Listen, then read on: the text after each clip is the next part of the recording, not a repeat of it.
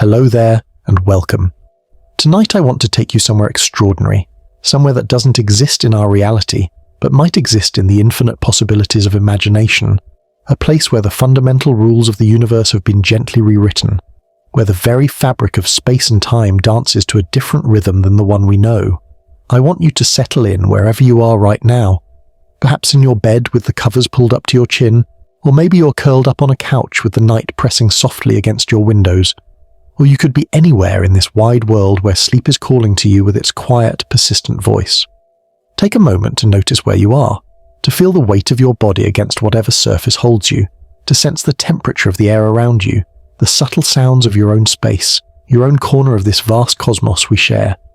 I'm curious about you, about where you're listening from tonight. Are you in a bustling city where the sounds of traffic have finally begun to fade into that late-night whisper? Or are you somewhere rural where the darkness outside your window is deep and complete, broken only by the distant calls of night creatures and the wind moving through trees? What time is it where you are? Is it that perfect hour when the day has fully released its grip and tomorrow hasn't yet begun to pull at your consciousness? That suspended moment when time seems to slow and thoughts can wander freely through spaces they wouldn't dare explore in the harsh light of day? If you find something peaceful in these wanderings we're about to take together, if this journey through an imagined cosmos brings you a sense of calm or wonder, perhaps you might like to subscribe so we can meet here again, in this quiet space between waking and sleeping, between the known and the unknown. Share this with someone who might also appreciate a gentle voyage through the mysteries of what could be, someone who finds comfort in questions that don't demand immediate answers, but instead invite us to float in possibility.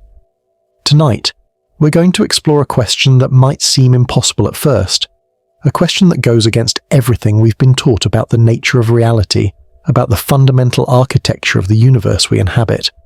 What if light moved slower than sound in the universe?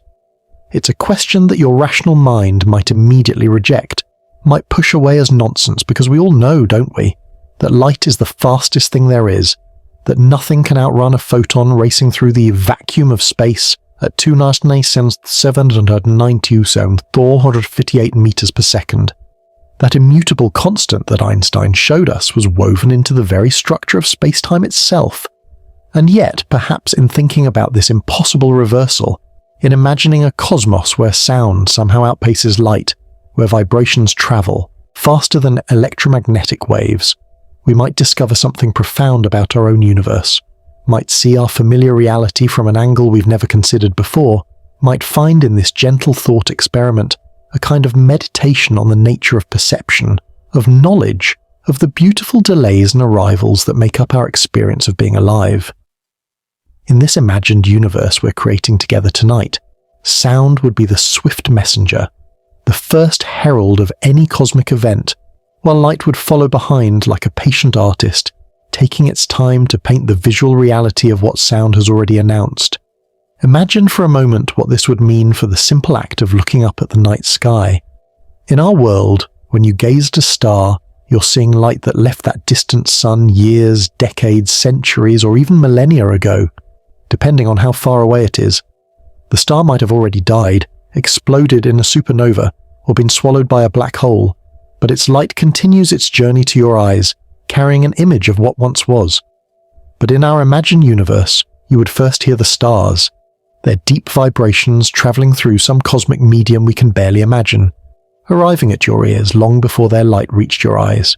You would know they were there, would feel their presence in sound, in vibration, in some fundamental resonance that touched you before you ever saw their gentle glow. The sky above you would become a symphony before it became a painting, a concert hall, before it transformed into a gallery. Every star would have its own voice, its own particular frequency determined by its size, its temperature, its age, its chemical composition. Red giants might boom with deep, bass notes that you felt in your chest more than heard with your ears, while white dwarfs might sing in frequencies so high they bordered on the inaudible, ghost notes at the edge of perception. Neutron stars, those impossibly dense remnants of stellar collapse, might pulse with rhythms so precise they could serve as cosmic metronomes, keeping time for a universe that moved to a different beat than ours. And black holes, those regions where space-time itself has been twisted beyond recognition, might produce sounds that defied description, anti-music that somehow conveyed the presence of an absence, the sound of space itself being devoured. Think about what this means for distance and time in our imagined cosmos. In our universe, we measure cosmic distances in light years. The distance light travels in 1 year, about 9.46 trillion kilometers. It's a measure that combines space and time in a way that reminds us that looking out into space is always looking back in time. But in our slower light universe, we might instead measure distances in sound years, though the very concept would need to be reimagined. Sound, as we understand it, needs a medium to travel through, molecules to compress and rarefy, matter to carry its waves. In the vacuum of our real universe, sound cannot propagate at all, which is why space is silent despite all the violent activity happening within it.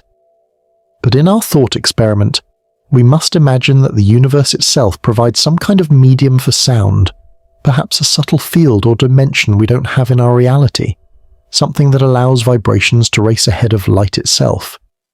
This cosmic medium might be something like the luminiferous ether that 19th century physicists imagined before Einstein's relativity made it unnecessary.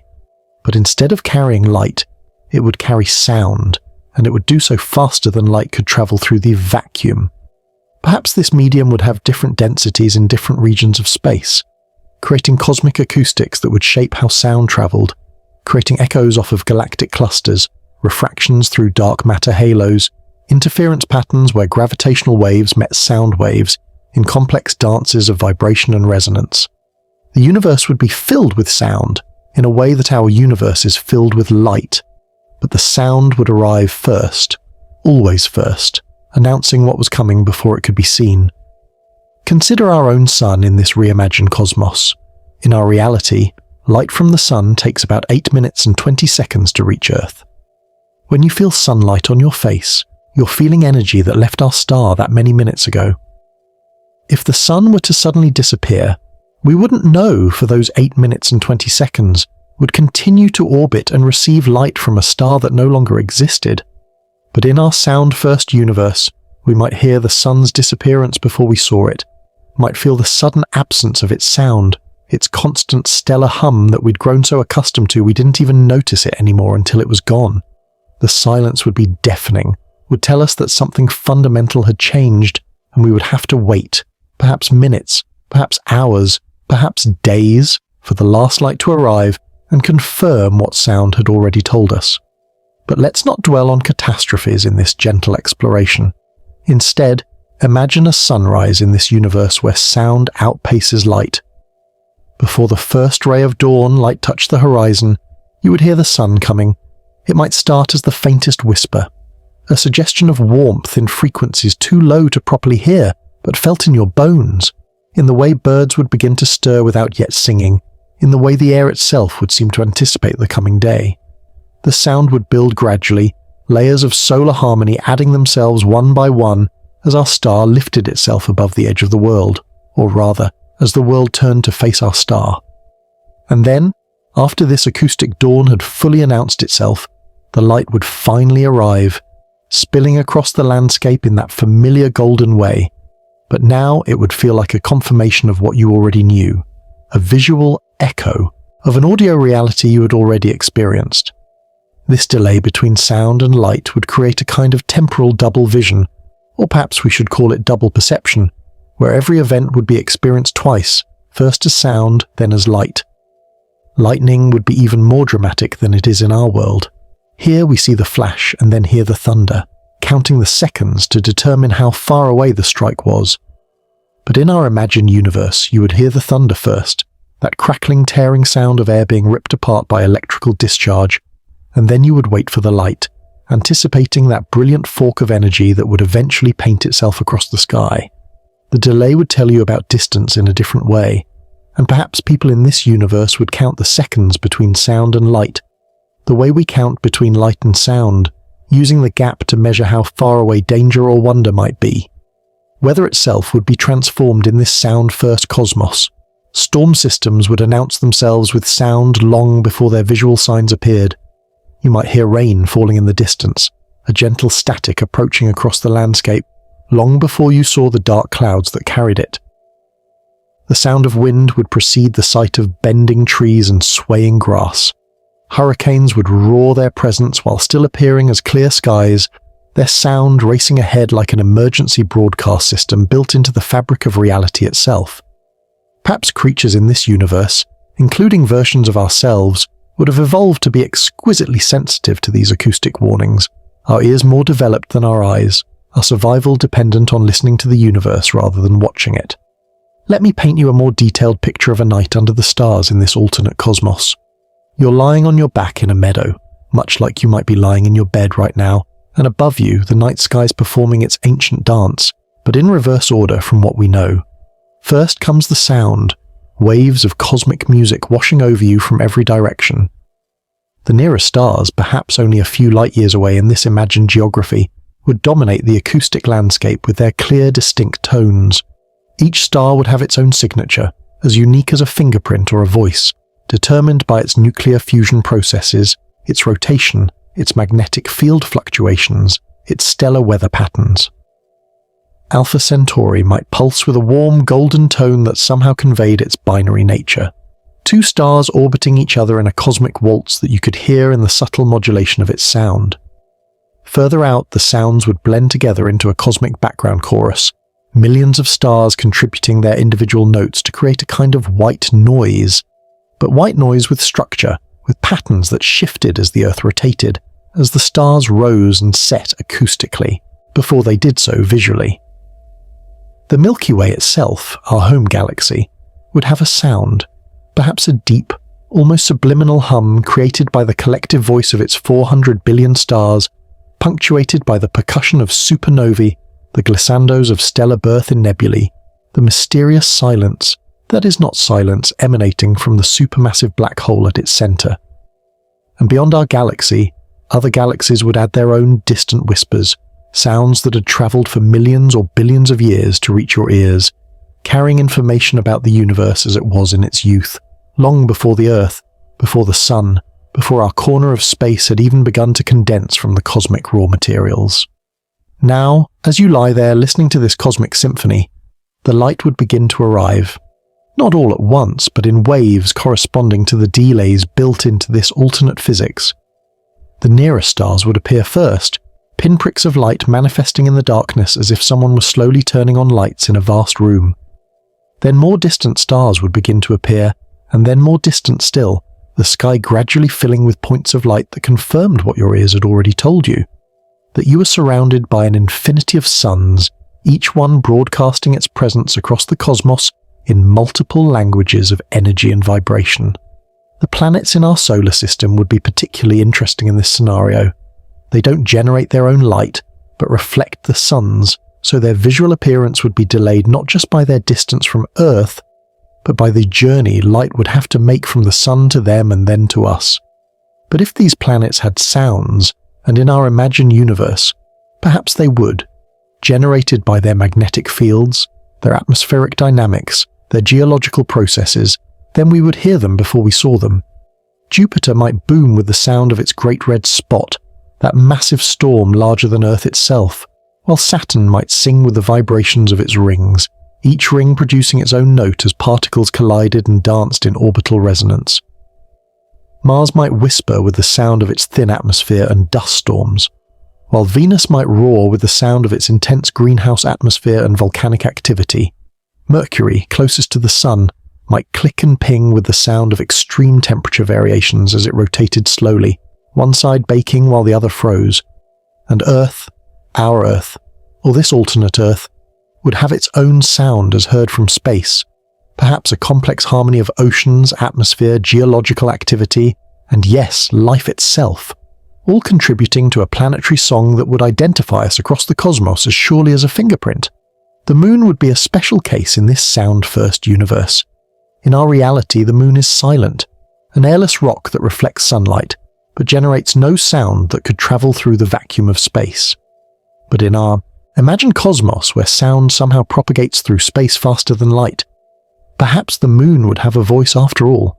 It might be a quiet voice, perhaps just the subtle creaking of tidal forces as Earth's gravity flexes the lunar surface, or the occasional sharp report of a meteorite impact, or the deep, almost inaudible groaning of ancient fault lines still settling billions of years after the moon's violent birth. You would hear these lunar sounds constantly, a familiar companion noise that would arrive about a second before the moon's reflected light, given the moon's distance from Earth. That 1 second delay would be barely noticeable on human timescales, but it would mean that during a lunar eclipse you would hear the moon go silent a second before you saw it darken, as Earth's shadow blocked not just the sun's light but perhaps its sound as well. This brings us to an interesting question about shadows in our sound-first universe. In our world, shadows are the absence of light, areas where something blocks the path of photons from a light source. But if sound travelled faster than light and through some cosmic medium, would there be acoustic shadows as well? Places where the sound of stars was blocked by planets, moons, or clouds of interstellar dust. Perhaps you would experience these acoustic shadows as moments of relative quiet, gaps in the cosmic symphony where certain frequencies were missing, creating a kind of negative space in the soundscape that would tell you about the shape and position of objects you couldn't yet see. A solar eclipse would be preceded by an acoustic eclipse, the moon's shadow of silence racing across the Earth faster than its visual shadow, giving you a moment's warning before the sun's light was blocked. Let's delve deeper into what this would mean for our understanding of the cosmos, for the way we would develop science and knowledge in such a universe. Astronomy would begin not with observations of light, but with listening to the sky. The first astronomers would be more like musicians or acoustic engineers, developing instruments not to gather light but to collect and analyze cosmic sounds. Instead of telescopes, we might have developed what we could call telephones in the most literal sense, devices for hearing at a distance, great dishes and arrays designed to capture the faintest whispers from the most distant corners of the universe. Radio astronomy, which in our world detects radio waves, a form of light at wavelengths too long for our eyes to see, might instead be focused on actual sound waves, vibrations in whatever medium this universe provided for their propagation. The history of astronomy in this alternate reality would be fascinatingly different. Ancient civilizations would have developed mythologies based not on constellations, visual patterns in the sky, but on acoustic patterns, groupings of stars that harmonized in pleasing ways, or that seemed to tell stories through their rhythmic interactions. The music of the spheres, that ancient philosophical concept that the planets and stars moved according to mathematical equations that could be expressed as musical harmonies, would be not a metaphor but a literal truth. Pythagoras and his followers, who in our world believed that the planets made sounds as they moved through space that we simply couldn't hear, would have been vindicated in this alternate universe, where those sounds arrived before the light that showed the planets' positions. Navigation would have evolved differently as well. Instead of navigating by the stars visually, sailors and travelers would navigate by their sounds, learning to recognize the acoustic signatures of different parts of the sky, using the delays between sound and light to determine not just direction, but distance and time. Perhaps certain stars would serve as acoustic lighthouses, their distinctive sounds helping travelers find their way across oceans and deserts, through forests and mountains. The Southern Cross might be known not for its distinctive visual pattern, but for its particular harmony, a chord that could be heard from anywhere in the Southern Hemisphere and used to find south. Polaris, the North Star, might pulse with a rhythm that made it easy to identify among the cacophony of other stellar sounds, a cosmic drumbeat that always pointed the way north.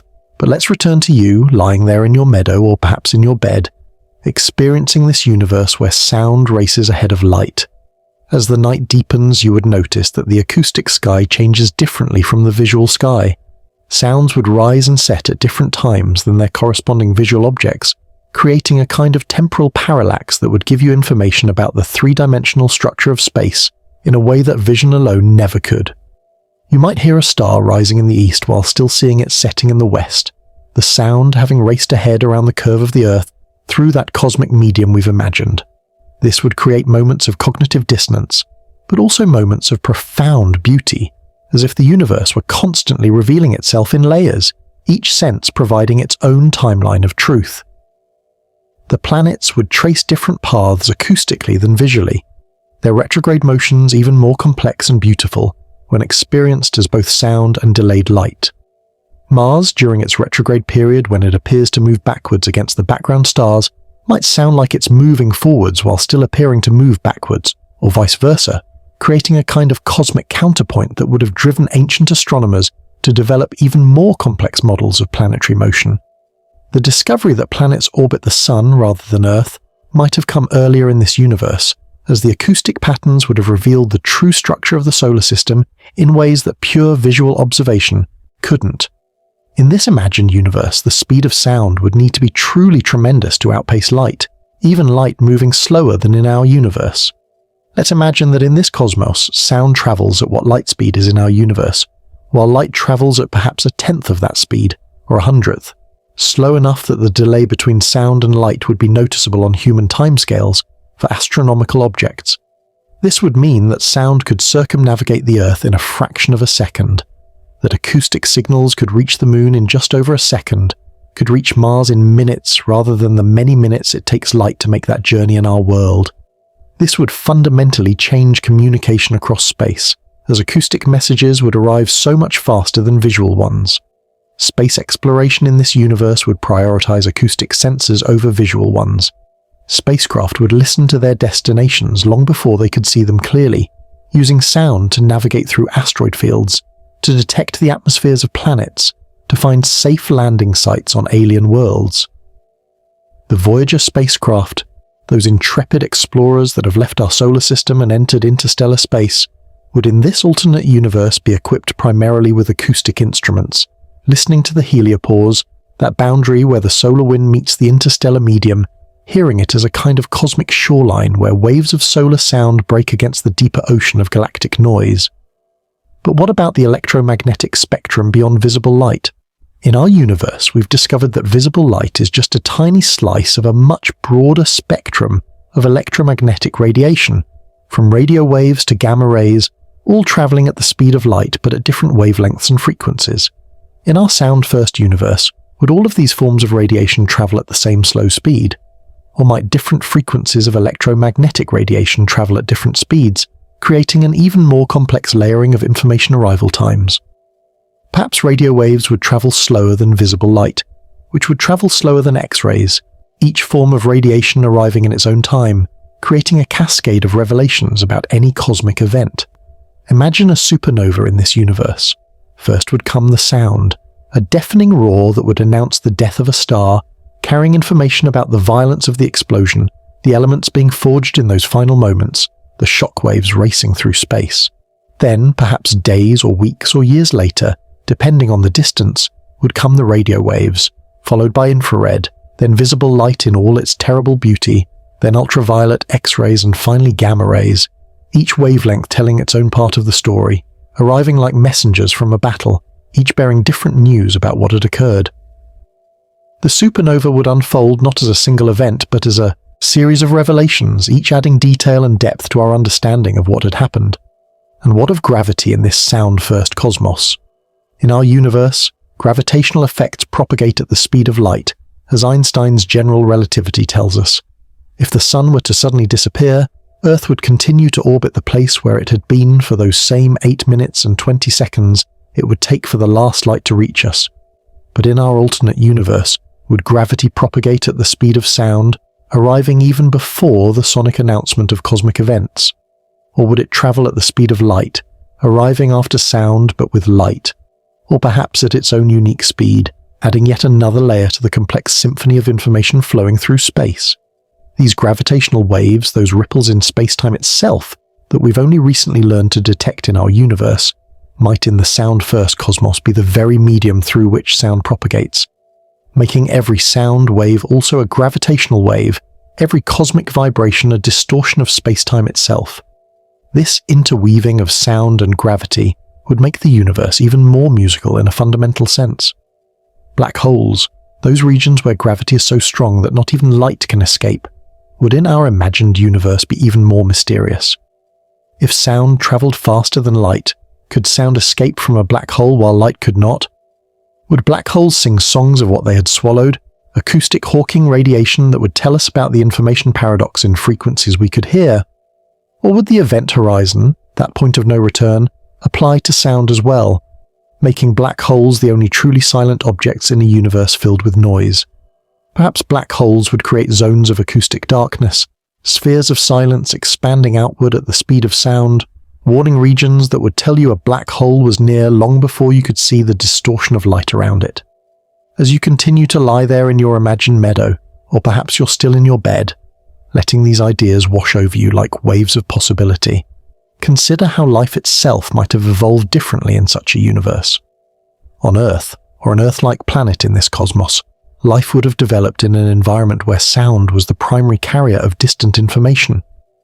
Eyes might still have evolved to see the local environment, but ears would be the organs most attuned to the cosmos, most capable of detecting danger or opportunity from afar. Perhaps organisms would have developed the ability to echolocate not just in their immediate environment, as bats and dolphins do in our world, but across vast distances, sending out acoustic signals that would race through space and return with information about distant objects. Plants might orient themselves not toward the light, which would arrive too late to be useful for real-time responses, but toward the sound of the sun, their leaves and stems following acoustic gradients, photosynthesis triggered not by the arrival of photons, but by the frequencies that preceded them. Trees might grow in patterns that optimized their acoustic reception, forests becoming vast antenna arrays tuned to stellar frequencies. The seasons would be announced first by changes in the sun's sound, subtle shifts in frequency and intensity that would tell plants when to bloom, when to fruit, when to prepare for winter, all before the corresponding changes in light arrived to confirm what sound had already proclaimed. Animals would live in a world of predictive sound, where every visual event was preceded by its acoustic herald. Predators would hunt by sound, knowing where their prey would be by the time light revealed them. Prey would flee from sounds that preceded visible threats. The entire ecosystem would be based on this temporal offset, this gap between knowing and seeing that would create opportunities for those who could best interpret and respond to acoustic information. Migration patterns might be guided by the sounds of distant lands, birds hearing their destinations days or weeks before they could see them, following acoustic beacons across continents and oceans. Human civilization in this universe would have developed along different lines. Music would likely be even more central to culture than it is in our world, as it would be the art form most closely connected to the fundamental nature of reality. Architecture would be designed as much for its acoustic properties as its visual ones, buildings shaped to capture and amplify cosmic sounds, cities laid out in patterns that would create harmonious interactions with stellar frequencies. Perhaps temples and observatories would be the same buildings, places where people gathered to listen to the universe and interpret its meanings, where priests and scientists were united in their role as cosmic listeners. Language itself might be more musical, more dependent on tone and rhythm than on the simple, sequential arrangement of phonemes. Writing might have developed first as musical notation, ways of recording the sounds of the cosmos before anyone thought to record spoken words. Mathematics might be expressed in harmonies and rhythms rather than abstract symbols, equations sung rather than written, proofs that were as much performances as logical arguments. The very way humans thought about reality would be shaped by this primacy of sound over light, time over space, prediction over observation. In our world, we often speak of the darkness of space, the vast emptiness between stars where light is absent and silence reigns. But in the sound-first universe, space would never be silent, would always be filled with the sounds of distant stars, the whispers of galaxies, the echoes of cosmic events bouncing off invisible structures in that mysterious medium through which sound propagates. The darkness might remain, but it would be a darkness filled with information, with beauty, with the constant reminder that you're not alone in the cosmos but surrounded by the voices of billions upon billions of stars, each one singing its own song into the void. As we near the end of this first chapter of our journey through this imagined cosmos, let's consider what it would mean for consciousness itself to exist in such a universe. Would minds that evolved in a sound-first reality think differently about time, about causation, about the nature of knowledge? In our world, we often privilege visual information, saying things like seeing is believing, or I'll believe it when I see it.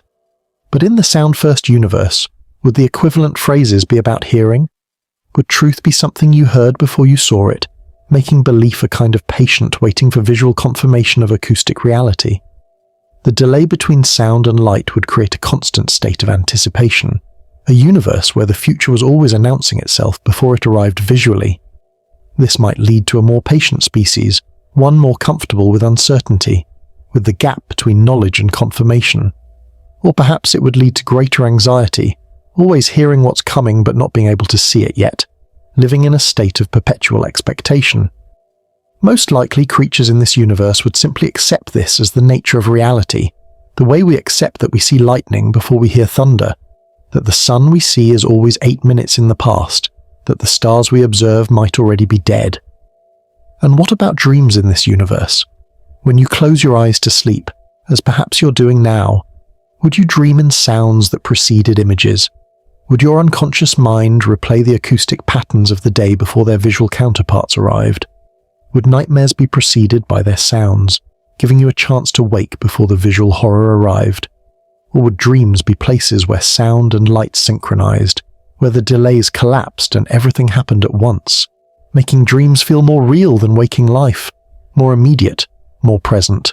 As we continue our journey through this universe where sound outpaces light, let's deepen our understanding of what such a reversal would mean for the very fabric of space and time, for the cosmic scales that dwarf our human experience and yet somehow still include us, still make room for our small consciousnesses to contemplate the vast.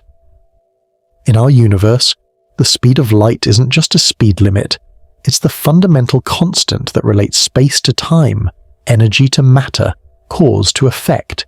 It's woven into the equations that describe everything from the orbit of electrons around atomic nuclei to the expansion of the universe itself.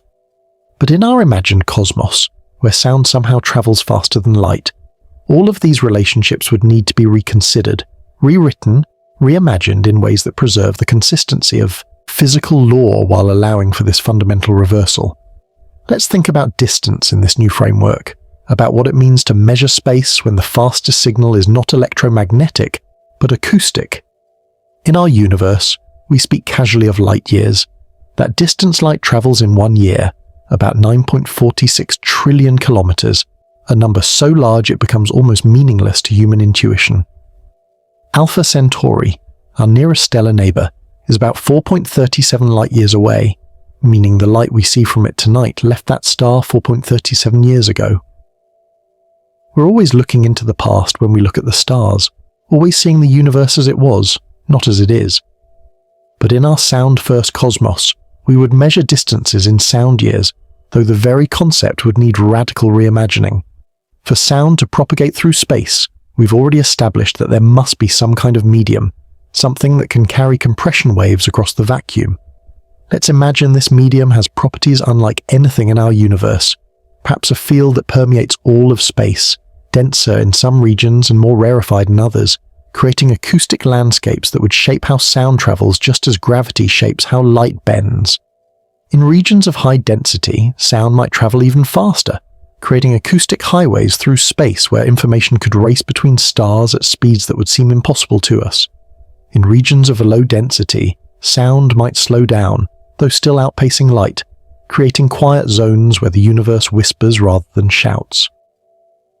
The Milky Way galaxy, our cosmic home, spans about 100,000 light-years in our universe, meaning light takes 100,000 years to travel from one edge to the other. In the sound-first universe, if sound travelled at what we know as light speed while light travelled much slower, perhaps at 1/10 or 100th of that speed, the galaxy would be acoustically traversable in that same 100,000 years, but light would take 1,000,000 or 10,000,000 years to make the same journey.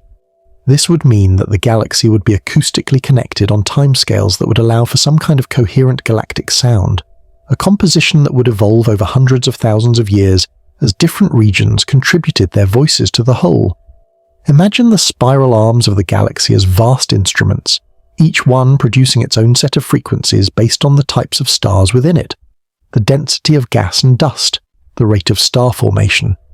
The Perseus arm, where our solar system resides, might have a different acoustic signature than the Sagittarius arm or the Scutum Centaurus arm. As the galaxy rotates, these arms would sweep through space like the tines of a cosmic tuning fork, creating interference patterns, harmonies, and dissonances that would tell the story of the galaxy's structure and evolution. The galactic center, where stars orbit at tremendous speeds around the supermassive black hole Sagittarius A, would produce a complex, perhaps chaotic acoustic signature, millions of stars contributing their individual frequencies to create a sound that would be like nothing else in the galaxy. But let's bring our attention to scales a bit more comprehensible, though still vast by human standards. Consider our solar system in this reimagined physics. The Sun, that ordinary yellow dwarf star that makes life on Earth possible, would be the dominant acoustic presence in our local space. In our universe, the Sun is essentially silent to us because sound cannot travel through the vacuum of space, though the Sun itself is actually incredibly loud, with sound waves bouncing through its interior, creating patterns that helioseismologists study to understand the Sun's internal structure. In the sound-first universe, these solar sounds would escape into space, racing outward faster than the Sun's light. The solar wind, that stream of charged particles that flows outward from the Sun at hundreds of kilometers per second, might in this universe carry sound waves. Or perhaps the sound would travel through that mysterious medium we've imagined, independent of the solar wind but influenced by it. The planets would be bathed in solar sound long before the Sun's light reached them. Mercury, closest to the Sun, would experience the most intense solar acoustics, perhaps a deafening roar that would make the planet ring like a bell. Venus, with its thick atmosphere, might resonate with these solar frequencies, its entire atmosphere acting like a vast resonating chamber. Earth would receive a gentler solar song filtered by distance and perhaps by our magnetosphere, which might interact with sound in this universe the way it interacts with charged particles in ours. Mars, Jupiter, Saturn, Uranus, Neptune, each would experience the Sun's sound differently, the frequencies shifting and attenuating with distance. The gas giants, with their vast atmospheres and complex atmospheric dynamics, might act as cosmic synthesizers, taking the Sun's acoustic input and transforming it into new frequencies, new patterns. Jupiter's great red spot, that centuries-old storm, might in this universe produce its own sound that would interfere with the solar frequencies, creating beats and harmonics that would travel through the solar system. Saturn's rings would surely sing in this cosmos, billions of particles colliding and interacting, their collective motion producing frequencies that would depend on the ring's composition, density, and orbital characteristics. Let's pause here and consider your own position in this universe, your own small body on this Earth that orbits a star that itself orbits the galactic center. In our universe, you're already in constant motion, though you don't feel it. The Earth rotates on its axis at about 1,170 kilometers per hour at the equator. It orbits the Sun at about 107,000 kilometers per hour. The solar system orbits the galactic center at about 828,000 kilometers per hour, and the galaxy itself moves through space at even greater speeds. You are never still, never at rest in any absolute sense, always participating in this cosmic dance of motion within motion within motion. In the sound-first universe, you would be aware of these motions in a different way. The acoustic Doppler effect would mean that stars would sound different when you are moving toward them versus away from them, their frequencies shifting up and down with the Earth's rotation, its orbit around the Sun, the Sun's orbit around the galaxy. The night sky would be a constantly shifting soundscape, frequencies rising and falling in complex patterns that would encode information about your motion through space. Perhaps humans in this universe would have evolved to unconsciously process these frequency shifts, using them for navigation, for timing, for a kind of intuitive understanding of their place in the cosmos. The concept of time itself might be experienced differently in this universe. In our cosmos, time and space are united in space-time, with the speed of light serving as the conversion factor between the two. But if sound is faster than light, which signal defines the structure of space-time? Perhaps there would be two kinds of time, acoustic time and optical time, each with its own rate of flow, its own relationship to space. Events would have two timestamps, when they were heard and when they were seen, and the delay between these would depend on distance in a way that would make the universe feel more layered, more complex, more mysterious. Consider a simple thought experiment within our thought experiment. In this sound-first universe, imagine you're watching, or rather listening to, and then watching, a cosmic event like the collision of two galaxies. These titanic events take millions of years to unfold in our universe, with stars rarely actually colliding due to the vast distances between them. but the galaxy's gravitational fields interacting to create beautiful spiral patterns, tidal tails, and eventually a merged galaxy with a new structure. In the sound-first cosmos, you would hear this collision beginning long before you could see it. The gravitational interactions would create sound waves as stars were pulled from their orbits, as gas clouds collided and compressed, as the supermassive black holes at the galaxy's centers began their spiral toward merger. The sound would tell a story of cosmic violence and creation, frequencies shifting and modulating as the galaxies reshaped each other, and then, perhaps millions of years after the sound began, the light would start to arrive, showing you what your ears had already told you was happening. The visual confirmation would be beautiful but anticlimactic in a way, like reading a book after having heard it read aloud, the words familiar but now given visual form. This delay would fundamentally change how we understand cosmic events, making them feel more like processes than moments, more like songs than photographs. In our universe, we've discovered that space itself is expanding, that galaxies are moving away from each other not because they're traveling through space, but because space itself is growing, adding more distance between objects over time. This expansion was discovered through the observation that light from distant galaxies is redshifted, its wavelength stretched by the expansion of space during the light's journey to us. In the sound-first universe, we would discover expansion first through acoustic redshift, the stretching of sound waves as they traveled through expanding space.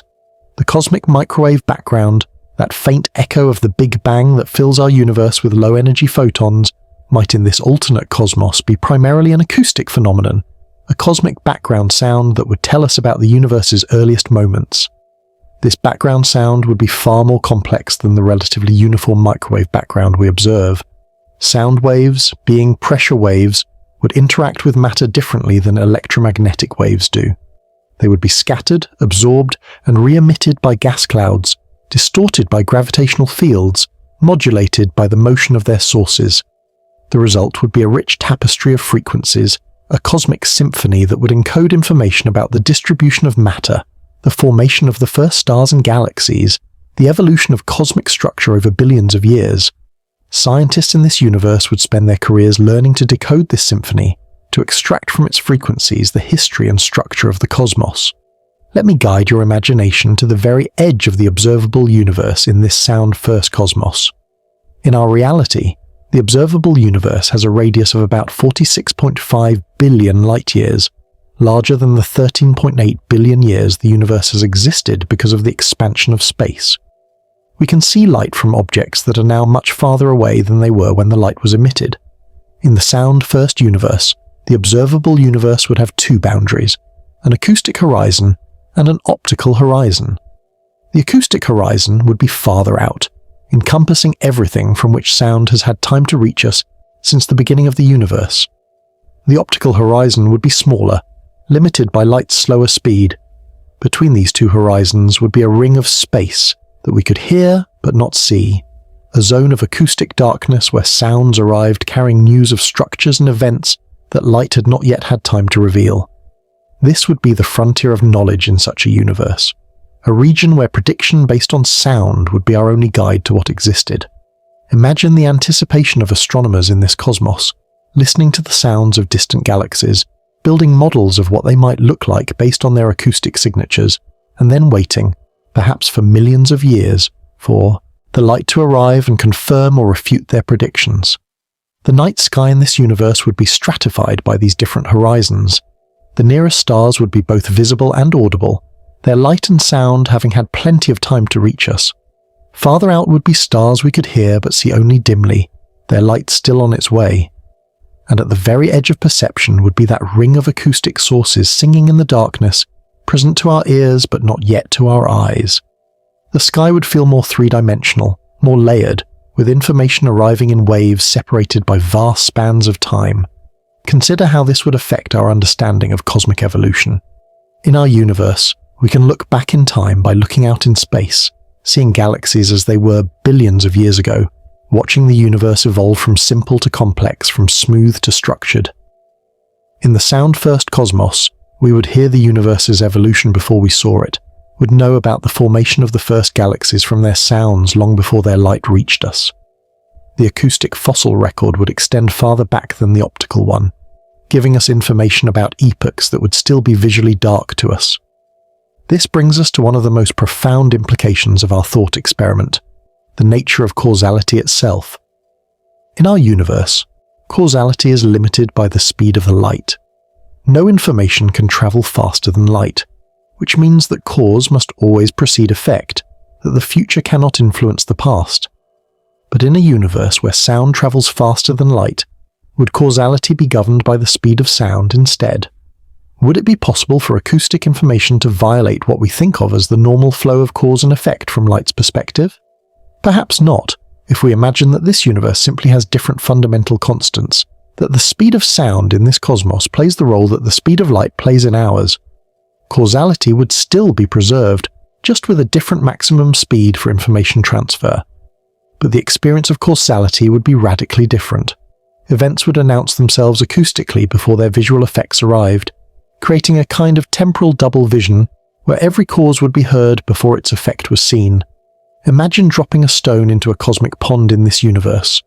The sound of the splash would race outward at tremendous speed, reaching distant observers long before the visual ripples arrived. Those observers would hear the stone hit the water, would know that ripples were coming, but would have to wait to see them. They could prepare for the visual arrival of the waves, could predict exactly when they would appear based on the delay between sound and light. The universe would be full of these predictions, these anticipations, these moments of knowing what was coming before you could see it. This predictive aspect would extend to all cosmic phenomena. Supernovae would announce themselves with sound, giving civilizations warning that a star was about to die visually. Asteroid impacts would be heard before they were seen, though if the asteroid were traveling at significant fractions of the speed of sound, the warning might be very short. Solar flares would send out acoustic alerts before their light and radiation arrived, potentially allowing technological civilizations to protect their electronics and infrastructure from the coming electromagnetic storm. But let's consider some of the paradoxes and puzzles this universe would present. What about objects moving faster than light, but slower than sound? In our universe, nothing with mass can reach the speed of a light. But in the sound-first cosmos, would the universal speed limit be the speed of sound, with light's slower speed being just another velocity like any other? Could you have spaceships that outran their own light, arriving at destinations visually before they left, but still bound by the acoustic speed limit? The physics would be fascinating and strange, requiring a complete reimagining of relativity and quantum mechanics. Black holes present another puzzle. In our universe, the event horizon is defined as the point where the escape velocity exceeds the speed of light. In the sound-first universe, would there be two event horizons, one for sound and one for light? The acoustic horizon would be farther from the singularity, the point beyond which even sound couldn't escape. Between the acoustic and optical horizons would be a zone where light was trapped, but sound could still escape. A region that would sing of its own imprisonment, sending out acoustic signals about matter falling past the point of no optical return. These acoustic black holes would be among the most interesting objects in the universe. They would be surrounded by zones of increasing acoustic distortion, as sound waves struggled against the intense gravity. Close to the acoustic horizon, sound would be gravitationally redshifted to extremely low frequencies, perhaps below the range of any possible detection. The approach to a black hole would be marked by a gradual deepening of pitch, a descent into bass frequencies so low they would be felt rather than heard, until finally at the horizon itself sound would be stretched to infinite wavelength and zero frequency, a kind of acoustic death that would precede the optical one. Neutron stars, those incredibly dense remnants of stellar collapse that aren't quite massive enough to become black holes, would be fascinating acoustic objects in this universe. In our cosmos, many neutron stars are pulsars, rotating rapidly and sending out beams of electromagnetic radiation that sweep across space like lighthouse beams. In the sound-first universe, these would be acoustic pulsars first and optical pulsars second, their sound beams racing ahead of their light beams. The sound would be unlike anything in our experience, the product of matter so dense that atomic nuclei touch, rotating at speeds up to hundreds of times per second. The acoustic signature of a pulsar would be a rapid-fire series of pulses, perhaps sounding like a cosmic machine gun, or the world's fastest drum roll, depending on the rotation rate. As we contemplate these exotic objects and the strange physics of our imagined cosmos, Let's not forget the smaller scales, the more immediate implications of living in a universe where sound outpaces light. On Earth, or an Earth-like planet in this cosmos, weather patterns would be predictable in new ways. Storm systems would announce themselves with sound carried through that cosmic medium from far beyond the visual horizon. You might hear hurricanes forming over warm oceans days before satellites could see them, hear the acoustic signature of rotating air masses, the particular frequencies generated by different wind speeds and pressure gradients. Earthquakes would be even more interesting. In our world, earthquakes generate several types of seismic waves that travel at different speeds through the Earth. P waves, the fastest, are actually sound waves traveling through rock, while S waves and surface waves follow at slower speeds. In the sound-first universe, earthquakes might generate cosmic sound waves that would travel through that mysterious medium faster than any seismic wave, faster even than light. You might hear earthquakes happening on the other side of the planet almost instantly, a global acoustic network that would make the entire planet feel more connected, more alive, more present. The oceans would have their own acoustic signatures in this cosmos, their own ways of interacting with the cosmic sound medium. Waves on the surface would generate frequencies that would propagate through space, making the Earth's oceans audible from orbit, from the Moon, perhaps even from other planets. The tides, driven by the Moon's gravity, would create predictable acoustic patterns, a twice-daily rhythm that would be one of Earth's most recognizable sounds from space. Whales and dolphins, those masters of underwater acoustics, might in this universe have some awareness of cosmic sounds, might incorporate stellar frequencies into their songs in ways we can barely imagine. And what of human technology in such a universe? Radio, which in our world uses electromagnetic waves, would be unnecessary for long-distance communication, replaced by acoustic transmissions that would race through the cosmic medium at tremendous speeds. Instead of radio telescopes, we would build massive acoustic receivers, perhaps using entire mountain valleys as natural collecting basins for cosmic sound. These valleys would be shaped and tuned to particular frequencies, turned into vast instruments for listening to the universe. Cities might be built around these acoustic observatories, civilizations growing up around the places where the universe's voice could be heard most clearly. Space exploration would take on a different character as well. Spacecraft would navigate primarily by sound, using the acoustic signatures of planets and stars to plot their courses. Landing on other worlds would be preceded by detailed acoustic reconnaissance, sound waves bouncing off surfaces and returning with information about composition, density, and topography. The first explorers on Mars or Venus or the moons of Jupiter would step onto surfaces they had heard but not yet seen, would experience that strange moment when visual reality finally caught up with acoustic knowledge. Communication with spacecraft would be fundamentally different. In our universe, radio signals to and from Mars take anywhere from 3 to 24 minutes depending on the planet's positions. In the sound-first universe, acoustic signals would arrive much faster, perhaps in seconds rather than minutes, allowing for something closer to real-time communication across interplanetary distances. Mission Control would hear what was happening to their spacecraft almost immediately, though they would have to wait much longer to see it. This would create a strange kind of intimacy with distant missions, hearing the sounds of other worlds almost as they happened while waiting for the images to crawl across space at a light, sluggish pace. As this second chapter of our journey draws toward its close, let's consider what all of this means for our understanding of scale itself. In our universe, we often feel small when we contemplate cosmic distances, cosmic times, the vast emptiness between stars. But in the sound-first cosmos, that emptiness would not be empty at all, would be filled with sound, with information, with the constant chatter of stars and galaxies. Space would feel less lonely, more connected, more alive. The universe would be less like a vast dark ocean with islands of light, and more like a vast concert hall where every object contributes to an eternal, ever-changing symphony. Your own scale in this universe would feel different too. Yes, you would still be tiny compared to stars and galaxies, brief compared to cosmic time, but you would also be a listener in a universe of sounds, a consciousness capable of perceiving and interpreting the acoustic patterns that fill space. Your ears, or whatever organs evolution provided for detecting cosmic sound, would be connected to the entire universe in a way that eyes alone could never achieve. You would be part of the cosmic conversation, hearing the universe speak even if your own voice was too small to be heard beyond your immediate vicinity.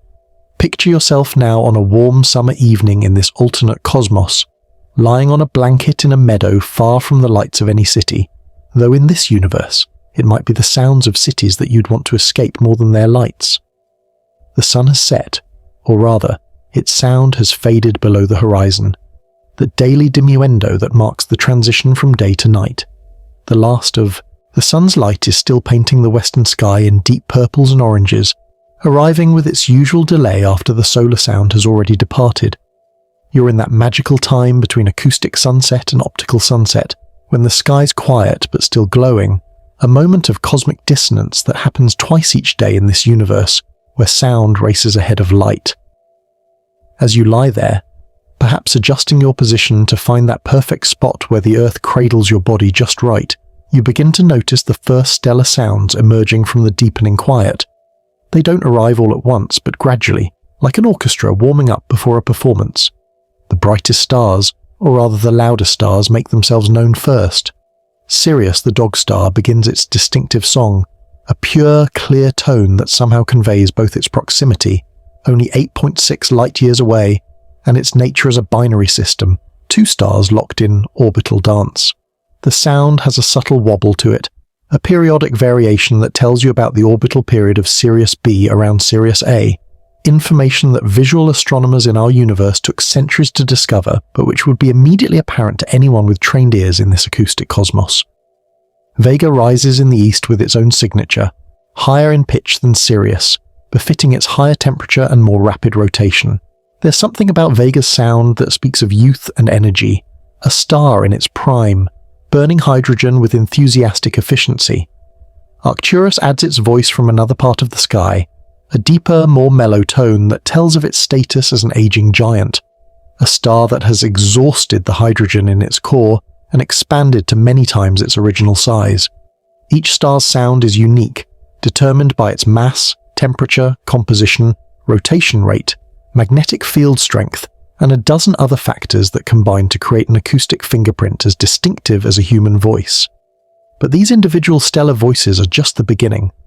As the sky darkens acoustically, more and more stars add their voices to the growing chorus. The constellation patterns that we know from our visual universe would exist here too, but they would be supplemented by acoustic constellations, groupings of stars that harmonize in pleasing ways or create interesting rhythmic patterns. The Big Dipper might be known not just for its distinctive shape, but for the way its 7 stars create a natural chord progression as the Earth rotates and Doppler shifts their frequencies.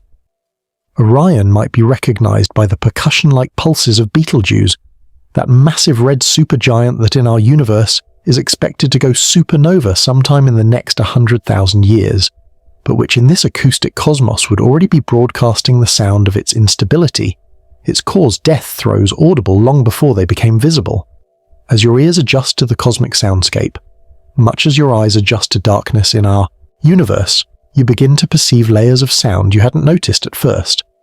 Behind the bright voices of individual stars is a softer background, the combined sound of millions of distant stars too faint to distinguish individually. This galactic background has a texture to it, different in different directions. Toward the galactic center, it's richer, denser, more complex, the sound of old stellar populations mixed with the vigorous star formation regions that surround the central black hole. Toward the galactic edge, it's sparser, quieter, the sound of the stellar suburbs where stars are more spread out and star formation has largely ceased. And then there are the planets, our solar system's wanderers, each contributing its own voice to the night symphony. Jupiter dominates the planetary chorus when it's above the horizon, its sound a complex mixture of frequencies generated by its rapid rotation, its intense magnetic field, its storm systems, and the tidal heating of its moons. There's a kind of majesty to Jupiter's sound, befitting its status as the king of planets. You can hear the Great Red Spot as a recurring motif in Jupiter's acoustic signature, a storm that has raged for centuries and might rage for centuries more, its vortex generating infrasonics that travel through the cosmic medium with particular efficiency. Saturn's sound is lighter, more ethereal, dominated by the high-frequency whispers of its rings. Each ring system, from the broad B ring to the narrow F ring, contributes its own set of frequencies, billions of particles colliding and interacting to create what sounds like cosmic wind chimes. As Saturn's moons orbit through this ring system, they create gaps and resonances that modulate the sound in predictable patterns. Titan, the largest moon, has its own voice too, its thick atmosphere and liquid methane lakes generating sounds unlike anything else in the solar system. Mars, when it's visible, or rather audible, sounds dry and dusty, its thin atmosphere creating a whispery, almost secretive acoustic signature. During global dust storms, Mars's sound changes dramatically, becoming louder and more chaotic, a planet-wide roar that can last for months. Venus, on the other hand, is always loud when it's above the horizon, its thick atmosphere and extreme greenhouse effect creating a constant acoustic turmoil. The sound of Venus is the sound of a world gone wrong, a cautionary tale told in frequencies that speak of runaway climate change and surface temperatures hot enough to melt lead. But let's return our attention to the stars, to the vast majority of the universe that lies beyond our solar system. As you lie there listening, you begin to notice that not all stars maintain constant tones. Some pulse regularly, their sounds brightening and dimming in patterns that would tell astronomers about their internal structures. These are the variable stars, the Cepheids, whose period luminosity relationship allows us to measure cosmic distances in our visual universe, but which in this acoustic cosmos would provide a different kind of cosmic yardstick. Their sounds carrying information about distance in their frequency shifts and time delays. Some stars flare unpredictably, sudden crescendos that might last minutes or hours before fading back to normal levels. These stellar flares would be particularly dramatic in the sound-first universe, the acoustic shock wave racing outward to warn any orbiting planets of the coming electromagnetic storm. You might hear a flare from Proxima Centauri, our nearest stellar neighbour, a red dwarf prone to violent outbursts that would make life challenging on any orbiting planets. The sound would arrive years before the light, a preview of the visual spectacle to come. And then there are the binary stars, the stellar couples locked in gravitational embrace, orbiting around their common centre of mass. These create some of the most interesting sounds in the cosmic symphony. Close binaries, where the stars orbit each other in days or even hours, produce rapid variations in pitch, as Doppler shift constantly changes the frequency of their sounds from our perspective. Some binaries eclipse each other, one star passing in front of the other from our point of view, creating periodic drops in both sound and eventually light. These eclipsing binaries would be like cosmic lighthouses, or rather sound houses, regular acoustic beacons that could be used for navigation and timing. The most extreme binaries are those where one star is feeding matter to another, usually a white dwarf, neutron star, or black hole stealing gas from a companion. These accretion processes generate tremendous amounts of energy, and, in our acoustic universe, tremendous amounts of sound. The infalling matter spirals through an accretion disk, heating up and accelerating, generating a rising shriek that might culminate in nova explosions or X-ray bursts. You might hear one of these dramatic events tonight, a sudden acoustic flare from a binary system hundreds of light years away, the sound of matter meeting its violent end as it falls past the point of no return. As the night deepens and more stars become audible, you begin to appreciate the three-dimensional nature of the acoustic sky. Unlike the visual sky, which appears as a dome or sphere surrounding Earth, the acoustic sky has depth that you can perceive directly. Closer stars sound different from distant ones, not just in volume, but in quality. The cosmic medium through which sound travels affects different frequencies differently, so distant stars sound not just fainter but different, their high frequencies attenuated more than their low frequencies, giving them a muffled quality that immediately tells you they're far away. This natural acoustic ranging would make the structure of our local stellar neighbourhood immediately apparent to anyone with trained ears. The local bubble, that region of relatively empty space in which our solar system sits, would be obvious from the way sound propagates through it differently than through the denser regions beyond. The Gould Belt, that ring of young, hot stars that surrounds us, would be audible as a band of bright, high-frequency sound tilted at an angle to the galactic plane. Star clusters would be obvious as regions where multiple stars harmonize, their sounds combining and interfering to create complex acoustic patterns. The Pleiades, that beautiful cluster visible to the naked eye in our universe, would be even more spectacular acoustically. The seven sisters and their hundreds of dimmer siblings would create a constantly shifting chord as their relative motions Doppler shifted their frequencies in different ways. The cluster would sound young and energetic, these hot blue stars burning through their fuel quickly, their sound speaking of stellar adolescence. By contrast, globular clusters like M13 in Hercules would sound ancient, hundreds of thousands of old red stars humming in unison, their collective sound speaking of billions of years of stellar evolution. But perhaps the most fascinating sounds would come from stellar nurseries, those vast clouds of gas and dust where new stars are being born. The Orion Nebula, that stellar maternity ward visible as a fuzzy patch in Orion's sword, would be a cacophony of creation. You would hear the collapse of gas clouds, the ignition of nuclear fusion in newborn stars, the sonic booms of stellar winds clearing away the natal gas. T-Tauri stars, those stellar infants still contracting toward the main sequence, would sound unstable and chaotic, their frequencies constantly changing as they searched for equilibrium. Herbig-Haro objects, those jets of matter ejected by young stars, would create Dopplered screams as material raced away at hundreds of kilometers per second. As you lie there listening to this cosmic concert, you might notice that your breath has unconsciously synchronized with some cosmic rhythm, perhaps the slow pulse of a distant mirror variable or the rapid beat of a millisecond pulsar. This is the strange intimacy of the sound-first universe, the way it makes you feel connected to cosmic processes that in our visual universe seem impossibly remote and abstract. The stars are not just points of light, but voices in an ongoing conversation, a conversation that includes you as a listener if not as a speaker. The Milky Way itself has a sound in this universe, the collective voice of its 400 billion stars creating a background hum that would be omnipresent but usually below conscious awareness, like the sound of your own breathing or heartbeat. But if you focus on it, you can hear its structure. The spiral arms are denser, louder regions where star formation is active. The galactic bulge is a deeper, more complex sound, old stars mixed with the chaos surrounding the central black hole. The galactic halo is quieter, populated mainly by ancient, globular clusters and the occasional wayward star ejected from the disk. And beyond our galaxy, if your ears are sensitive enough or if you have acoustic equipment to help you, you might hear other galaxies. Andromeda, our nearest large galactic neighbor, would be approaching us acoustically, its entire sound blue-shifted to higher frequencies by its motion toward us. In about 4 billion years, Andromeda and the Milky Way will collide and merge, but in this acoustic universe, we would hear that collision coming billions of years before we saw it.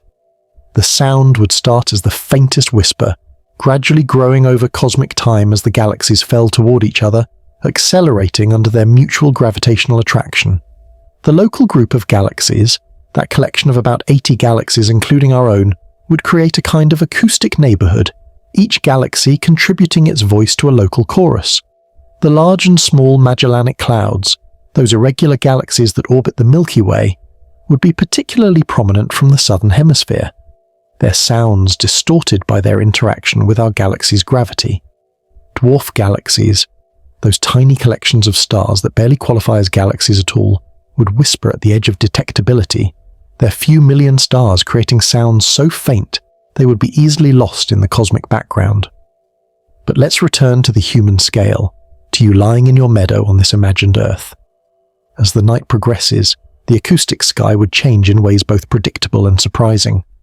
The Earth's rotation would cause a gradual shift in the stellar sounds, frequencies rising as stars rose in the east and falling as they set in the west. This Doppler carousel would be so familiar to inhabitants of this universe that they might not consciously notice it, just as we don't usually notice the visual movement of stars across our night sky. But it would create a subtle, ever-changing harmony, a cosmic chord progression that would mark the passage of time as surely as any clock. Meteors would be particularly dramatic in this acoustic universe. As pieces of cosmic debris entered Earth's atmosphere, they would generate sound in multiple ways. First would come the sound of their passage through the cosmic medium, a rising whistle as they approached Earth. Then, as they hit the atmosphere, there would be the sonic boom of their deceleration, a sharp crack that would arrive at the speed of sound through air, much slower than the cosmic sound but still faster than light. Finally, if the meteor was large enough to reach the ground, There would be the impact sound, potentially audible around the entire planet if it travelled through the cosmic medium. The aurora, those curtains of light created by charged particles from the sun interacting with Earth's magnetic field, would have their own sound in this universe. The particles spiralling along magnetic field lines would generate radio waves that, in our thought experiment, would be acoustic waves, creating an ethereal, ever-changing music that would be loudest at the poles, but audible at lower latitudes during strong geomagnetic storms. The aurora's sound would rise and fall with the 11-year solar cycle, reaching crescendos during solar maximum when the sun's activity peaked. As dawn approaches in our imagined universe, you would hear it coming long before you saw it. The sun's sound would begin as the faintest suggestion below the eastern horizon, perhaps first detectable as a change in the behavior of nocturnal animals who could hear frequencies below human range. Birds would begin their dawn chorus not in response to the first light, but to the first sound of the approaching sun. The stellar sounds would begin to fade, not because the stars were getting quieter, but because the sun's sound would begin to dominate, like a solo instrument emerging from an orchestral background. The transition from night to day would be gradual acoustically, unlike the relatively sharp transition visually. The sun's sound would build slowly, its frequencies spreading across the spectrum as different layers of the solar atmosphere became audible from your position. The photosphere, the visible surface of the sun, would have one sound, while the chromosphere and corona, those outer layers visible only during eclipses in our universe, would have their own acoustic signatures. Solar prominences, those loops of plasma held in place by magnetic fields, would create wandering melodies as they rose and fell back to the solar surface. And then, finally, after this acoustic dawn had fully established itself, the first ray of sunlight would appear, that green flash that some people claim to see at sunrise and sunset in our universe, but which would be a daily certainty in this cosmos where light lagged so far behind sound. The visual sunrise would feel like a confirmation of what your ears had already told you, beautiful but expected, like seeing a photograph of a voice you've been hearing on the radio for years. As we near the end of this third chapter, this first part of our journey through the sound-first universe, let's consider what a full day and night cycle would mean for life in such a cosmos. Circadian rhythms, those internal clocks that regulate so much of biology, would likely be keyed to acoustic rather than visual cues. The gradual building and fading of solar sound would entrain biological processes in a gentler way than the sharp transitions of sunrise and sunset in our universe. Sleep might come more naturally, triggered by the slow fade of solar frequencies rather than the sudden arrival of darkness. Plants would likely be even more sophisticated acoustic processors than animals, their inability to move making it crucial that they extract every bit of information from the sounds around them. Trees might grow leaves that were shaped to capture particular frequencies, turning forests into vast, acoustic observatories. The sound of approaching weather, predators, or seasonal changes would trigger chemical responses, preparations for what was coming based on what could be heard but not yet seen, and humans, or whatever intelligent beings evolved in this universe, would have developed cultures profoundly shaped by the primacy of sound over light. Architecture would prioritize acoustics, buildings designed to filter and focus cosmic sounds in useful ways. Cities might be arranged to minimize acoustic interference, with quiet zones where the cosmic symphony could be heard clearly. Music would be not just an art form but a science, a way of understanding and communicating with the universe itself. Language in this universe might be fundamentally different, perhaps more tonal, more musical, with meaning encoded not just in phonemes but in pitch, rhythm, and harmony. Writing might have developed first as musical notation, ways of recording the sounds of the cosmos before anyone thought to record speech. Mathematics might be expressed in acoustic terms, equations that were sung rather than written, proofs that were performed rather than read. The very concept of beauty might be different in this universe. While visual beauty would still exist, it would be secondary to acoustic beauty. The most valued experiences might be acoustic ones, particular stellar concerts or planetary harmonies that occurred rarely and were treasured when they did. Tourist destinations might be chosen for their acoustic properties rather than their visual ones, places where the universe sounded particularly beautiful or interesting. As you finally rise from your meadow, the night's listening having taken you through cosmic scales from the nearest stars to the edge of the observable universe, you carry with you a different understanding of what it means to exist in a cosmos where information flows in waves. where distance and time are intimately related, where the universe reveals itself in layers, each sense providing its own timeline of truth. The sound-first universe is not just our universe with a different speed limit, but a fundamentally different way of experiencing reality, one that makes the cosmos feel more alive, more present, more intimately connected to our small existence on this one small world. The stars continue their songs whether you're listening or not, just as in our universe they continue shining whether we're watching or not. But in this acoustic cosmos, their voices reach out across the vast distances, creating a web of sound that connects everything to everything else. A cosmic conversation that has been going on for billions of years and will continue for billions more. And you, for this brief moment of your existence, get to be part of that conversation. A listener in a universe of voices, a consciousness capable of appreciating the strange beauty of a cosmos where sound races ahead of light, where the future announces itself before it arrives, where every star has a song and space itself reverberates with the music of creation, where every star has a song and space itself reverberates with the music of creation. And now, as we settle deeper into this exploration, let's turn our attention to the fundamental laws that would govern such a universe, the gentle physics that would make this sound. First cosmos not just possible but inevitable, not just imagined but mathematically consistent, a place where the equations that describe reality would be written in a different notation but would still add up to a coherent whole. Scientists have observed, in our universe, that the speed of light is not just a speed, but a fundamental constant that appears throughout the laws of physics, from Maxwell's equations describing electromagnetism to Einstein's relativity connecting space and time. In the sound-first universe, this role would be played by the speed of sound, that faster messenger that would define the maximum rate at which information could travel, the conversion factor between space and time, the limiting velocity that would shape causality itself. Light, relegated to a slower speed, would become just another wave phenomenon, important for vision and energy transfer but not fundamental to the structure of space-time. Consider what this means for the most basic equations of physics. Einstein's famous E=mc2 would need to be rewritten, perhaps as E=t, where s represents the speed of sound in this universe. Mass and energy would still be equivalent, but the conversion factor would be different, implying that the energy contained in matter would be released according to acoustic rather than optical principles. Nuclear fusion in stars, that process that powers the universe in our cosmos, would proceed according to different rates and relationships. The binding energy of atomic nuclei would be determined by the speed of sound, making atoms themselves acoustic entities in a fundamental sense. The cosmic speed limit being acoustic rather than optical would reshape our understanding of space and time in profound ways. In our universe, relativity tells us that as objects approach the speed of light, time dilates, lengths contract, and mass increases toward infinity.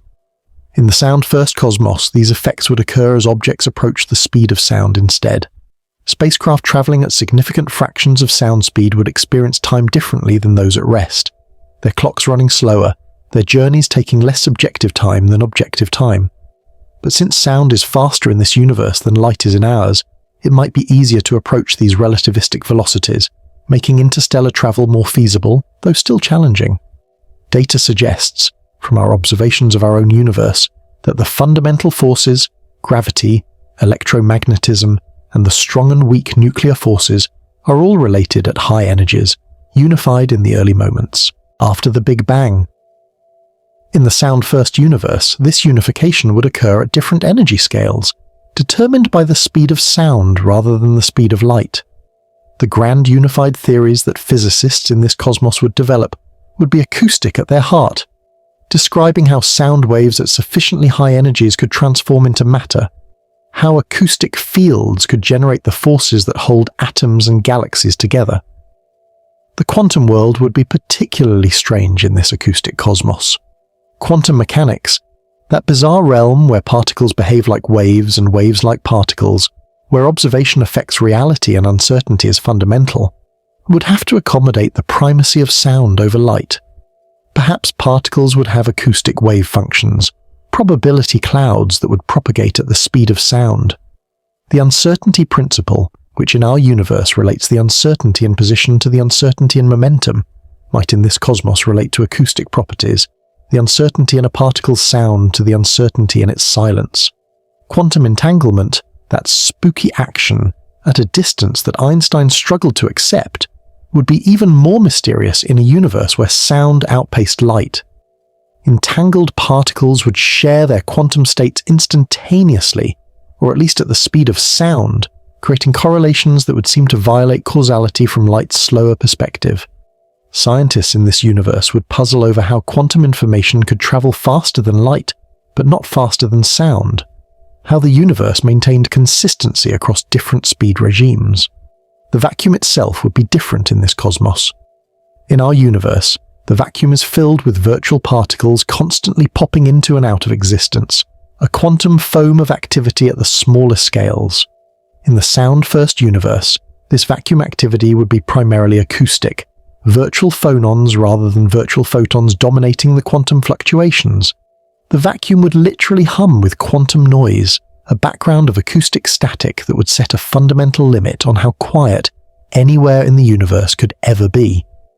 This quantum acoustic noise would be like the cosmic microwave background of our universe, but in sound rather than light.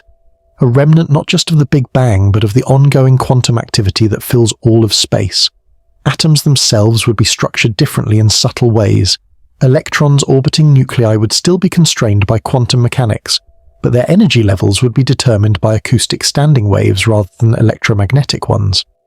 When electrons jumped between energy levels, they would emit or absorb phonons, quantum packets of sound rather than photons. The periodic table would still exist, elements would still have their distinctive properties, but the spectra by which we identify them would be acoustic rather than optical. Each element would have its own sonic signature, hydrogen singing a different song than helium, carbon resonating at different frequencies than oxygen. Chemistry would proceed according to acoustic principles. Chemical reactions would release or absorb sound rather than light, making chemistry a more audible science. Explosions would be preceded by acoustic emissions as chemical bonds broke and reformed. Fires would roar with the sound of rapid oxidation before they glowed with light. Living organisms would generate constant chemical sounds, their metabolism creating a background hum that would make life audible at the molecular level. You could hear chemistry happening, the sound of salt dissolving in water, the whisper of rust forming on iron, the complex symphony of photosynthesis converting carbon dioxide and water into sugar and oxygen. The electromagnetic force would still exist in this universe, but it would be secondary to what we might call the acoustomagnetic force, the fundamental interaction that would govern sound waves. Electric and magnetic fields would still exist, but they would propagate at the slower speed of light, making them less fundamental to the structure of reality. Radio waves, which in our universe are a form of light, would in this cosmos be actual sound waves propagating through the cosmic medium. The entire electromagnetic spectrum would be shifted into the acoustic realm at the fundamental level, though it would still manifest as electromagnetic radiation at the slower, secondary level. Thermodynamics, the science of heat and energy transfer, would be profoundly different. In our universe, most heat transfer at cosmic scales occurs through electromagnetic radiation, stars warming planets with their light. In the sound-first cosmos, heat would primarily travel as sound, as acoustic waves carrying thermal energy through space. Stars would warm their planets with sound first, light second. The habitable zone around a star, that distance where liquid water can exist, would be determined primarily by acoustic heating rather than radiative heating. Planets would need to be at the right distance to receive the right intensity of stellar sound to maintain comfortable temperatures. This acoustic heat transfer would make the universe feel more connected thermally. In our cosmos, the vacuum of space is an excellent insulator because it cannot conduct or convect heat, only radiate it. But in the sound-first universe, the cosmic medium that carries sound would also carry heat, making space less of an insulator and more of a conductor. Heat death, that eventual fate of our universe, where everything reaches the same temperature and no more work can be done, might proceed differently in this acoustic cosmos, with sound waves continuing to carry energy even after all the stars had died. Scientists have found, through careful observation and calculation, that our universe is expanding, space itself growing larger, carrying galaxies apart like raisins in rising bread. In the sound-first universe, This expansion would affect sound waves differently than light waves. As space expanded, sound waves traveling through it would be stretched, their frequencies lowered, their energy depleted. This acoustic redshift would be the primary way astronomers in this cosmos would discover and measure the expansion of the universe. The cosmic microwave background radiation that fills our universe would be replaced by a cosmic acoustic background, the stretched and cooled sound of the Big Bang itself, still echoing through space billions of years later. Dark matter and dark energy, those mysterious components that make up most of our universe but which we cannot directly see, might be more easily detected in an acoustic cosmos. If dark matter interacts gravitationally but not electromagnetically, it might still interact acoustically, generating sounds as it moves through space, as it clumps under gravity, as it shapes the large-scale structure of the universe. Dark matter halos around galaxies might hum with their own frequencies, making them audible even if they remained invisible. Dark energy, that mysterious force accelerating the expansion of the universe, might manifest as a kind of cosmic static, a background noise that grows louder as the universe expands faster. Black holes would follow different rules in this acoustic universe. The event horizon, that point of no return beyond which nothing can escape, would be defined by the speed of sound rather than the speed of light. Since sound is faster in this cosmos, black holes would need to be more massive or more compact to trap sound waves. There might be objects that were black to light but transparent to sound, strange hybrid objects that could be heard but not seen. The information paradox, that puzzle about what happens to information that falls into a black hole, would be even more complex with two different horizons to consider. Observations suggest that black holes in our universe emit Hawking radiation, a quantum effect that causes them to slowly evaporate. In the sound-first cosmos, this would be Hawking sound, acoustic waves generated by quantum effects at the event horizon. Black holes would literally sing themselves to death, their songs growing higher in pitch as they shrank, ending in an acoustic shriek as they finally evaporated completely. The larger the black hole, the deeper and slower its song, with supermassive black holes at the centers of galaxies producing notes so low they would take millions of years to complete a single oscillation. Gravitational waves, those ripples in space-time that we've recently learned to detect in our universe, would interact with sound waves in fascinating ways in this cosmos. As gravitational waves pass through the cosmic acoustic medium, they would modulate the sound waves, creating interference patterns that would encode information about massive accelerating objects. Binary black holes, spiraling toward merger, would create both gravitational and acoustic waves, a duet of space-time distortion and sound that would provide multiple channels of information about these cosmic catastrophes. The speed of gravity itself presents an interesting question. In our universe, gravitational effects propagate at the speed of light. In the sound-first cosmos, would gravity travel at the speed of sound faster than light? This would mean that gravitational effects would be felt before they were seen, that planets would respond to the sun's gravity before they saw the sun itself. Or perhaps, gravity would have its own speed, creating a third fundamental velocity in addition to sound and light. The physics would be complex but not impossible, requiring a careful mathematical framework to ensure consistency and causality.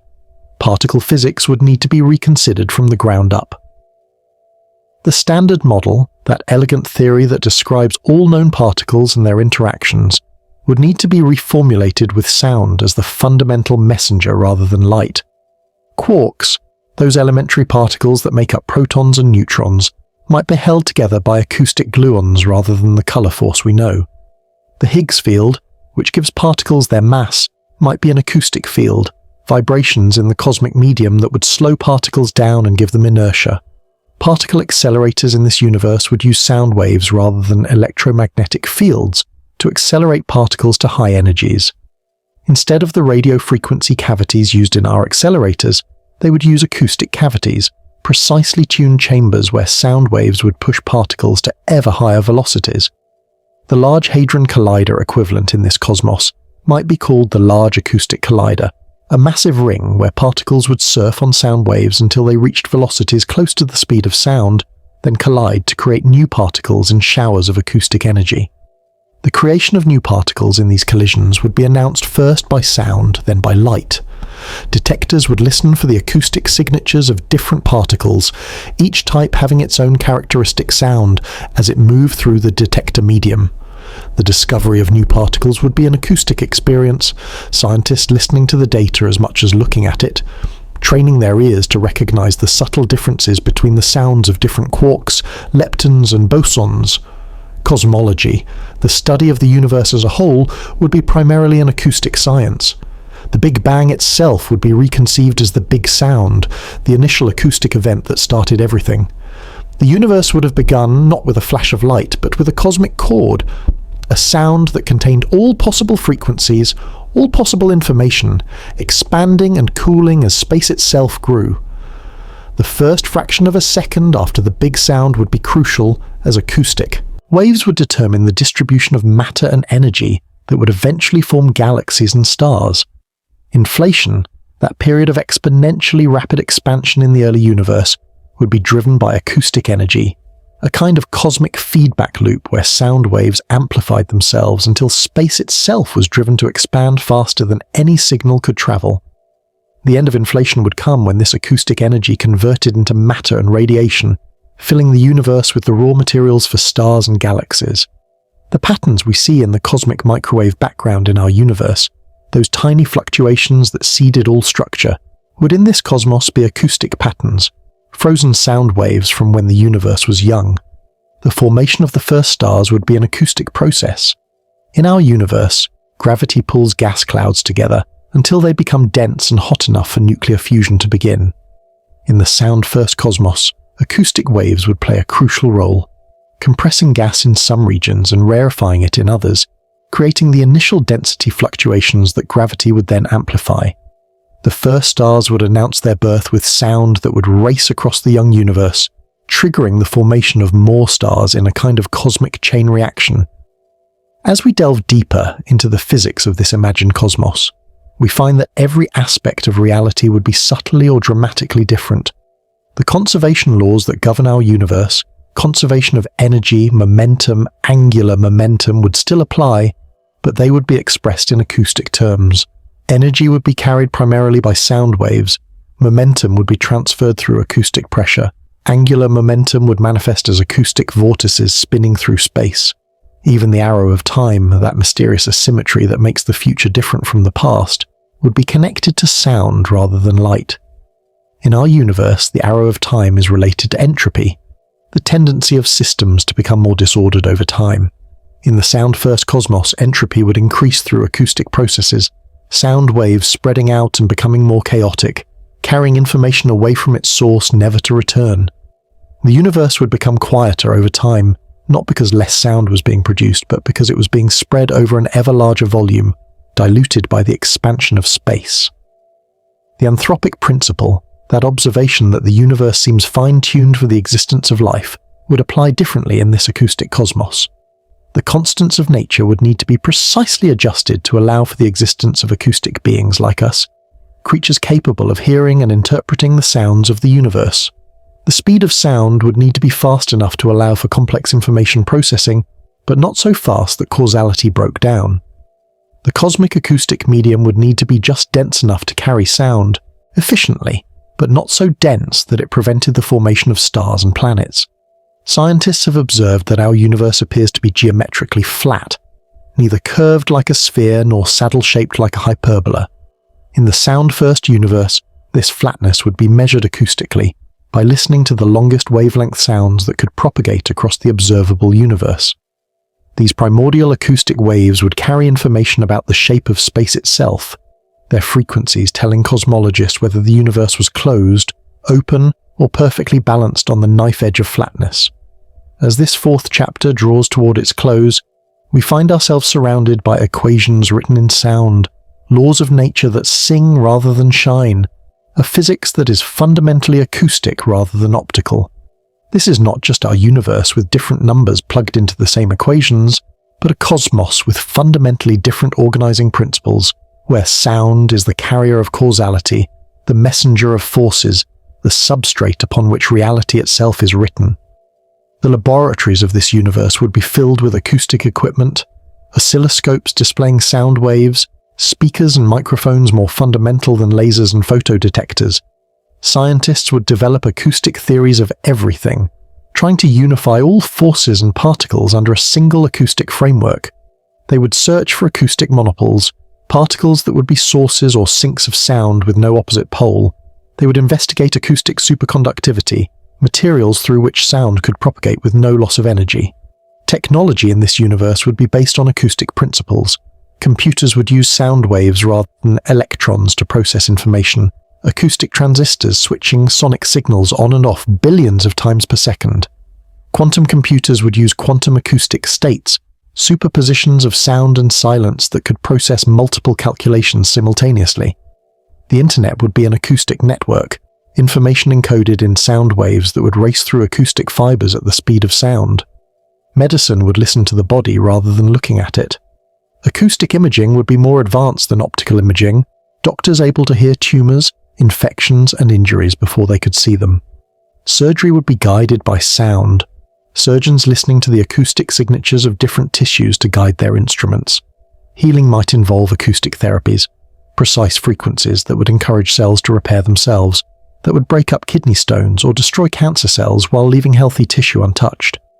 The exploration of worlds beyond Earth would take on an entirely different character in our sound-first cosmos, where planetary scientists would be acoustic archaeologists, listening to the stories that worlds tell through their sounds long before their light reveals their visual secrets. Each planet would be an instrument in the cosmic orchestra, its size, composition, atmosphere and motion combining to create a unique acoustic signature that would identify it across the vast distances of space. As we journey through this imagined solar system and beyond, we discover worlds where dawn comes late, where the sun's morning song precedes its light by minutes or hours, where life, if it exists, has evolved to navigate by sound through the darkness that precedes sight. Let us begin with Mercury, that small, dense world closest to our sun, a planet that in our universe is scarred by billions of years of impacts and baked by solar radiation that can melt lead on its sunward side while the night side freezes at temperatures that would liquefy oxygen. In the sound-first cosmos, Mercury would be the first to hear the sun's voice each day, or rather each Mercury day, which lasts 176 Earth days. The acoustic dawn on Mercury would be violent, a sudden crescendo as the sun's sound crashed over the horizon after the long night. The planet itself, with its large iron core, might ring like a bell when struck by particularly intense solar acoustic waves, the entire world vibrating at frequencies determined by its internal structure. The lack of atmosphere on Mercury means that in our universe, it's a silent world where even the impacts of meteorites make no sound. But in our imagined cosmos, where sound propagates through that mysterious cosmic medium, Mercury would have its own voice. The planet's slow rotation would create a distinctive acoustic pattern, the day side expanding from heat and the night side contracting from cold, causing the planet to groan and creak with sounds that would travel through space. These thermal sounds would be Mercury's primary voice, a slow, deep complaint about the extremes of temperature it endures. Scientists have found that Mercury has a surprisingly strong magnetic field for such a small planet, generated by convection in its liquid outer core. In the sound-first universe, this magnetic dynamo would generate acoustic waves as well, electromagnetic and acoustic phenomena intertwined in ways our physics is only beginning to understand. The interaction between Mercury's magnetic field and the solar wind would create acoustic auroras, sounds generated at the boundary where the sun's influence meets the planet's protective magnetic bubble. These would be harsh metallic sounds, fitting for a world named after the messenger god, carrying information about both the sun's activity and Mercury's internal dynamics. Venus, Earth's twin in size but not in temperament, would be one of the loudest planets in the solar system. Its thick atmosphere, composed mainly of carbon dioxide with clouds of sulfuric acid, would be in constant acoustic turmoil. The atmospheric pressure at Venus's surface is 90 times that of Earth, equivalent to being 900 meters underwater, and this dense atmosphere would be an excellent conductor of sound. In our universe, the Soviet Venera landers that briefly survived on Venus's surface recorded the sounds of thunder and wind. In the sound-first cosmos, these atmospheric sounds would escape into space, racing outward to announce Venus's presence long before its light could reveal its cloud-shrouded surface. The super-rotation of Venus's atmosphere, which circles the planet in just 4 Earth days while the planet itself takes 243 days to rotate, would create a complex acoustic signature. Different layers of the atmosphere moving at different speeds would generate a kind of atmospheric chord, harmonics that would shift slowly as the atmospheric patterns evolved. The massive atmospheric waves discovered by Venus Express, mountain-sized ripples in the atmosphere, would generate infrasonics that could propagate through space, making Venus audible at frequencies below human hearing, but detectable by appropriate instruments. Venus's volcanic activity would add another layer to its acoustic signature.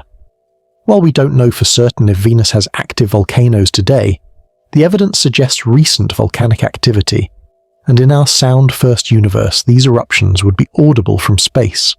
The sound of lava breaking through the surface, of volcanic gases escaping into the atmosphere, of pyroclastic flows racing down volcanic slopes, all would contribute to Venus's voice.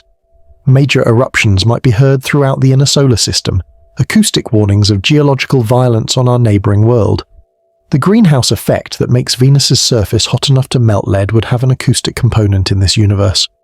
The trapped heat would generate constant convection in the atmosphere, rising columns of hot gas and descending columns of slightly cooler gas, creating a pattern of acoustic cells that would give Venus a cellular acoustic structure. These convection cells would be like giant organ pipes, each resonating at its own frequency, combining to create Venus's atmospheric symphony. And now we come to Earth, our home, a world that in this sound-first cosmos would have its own unique voice in the cosmic choir. Earth's acoustic signature would be complex beyond any other world we know, not just because of its geology and atmosphere, but because of life itself. The biosphere would add frequencies and patterns that would make Earth immediately identifiable as a living world to any listener with the appropriate sensitivity. The sound of billions of organisms, from the smallest bacteria to the largest whales, would combine to create a bioacoustic signature that would travel through space, announcing Earth's special nature to the cosmos. Earth's oceans would be particularly important to its acoustic signature.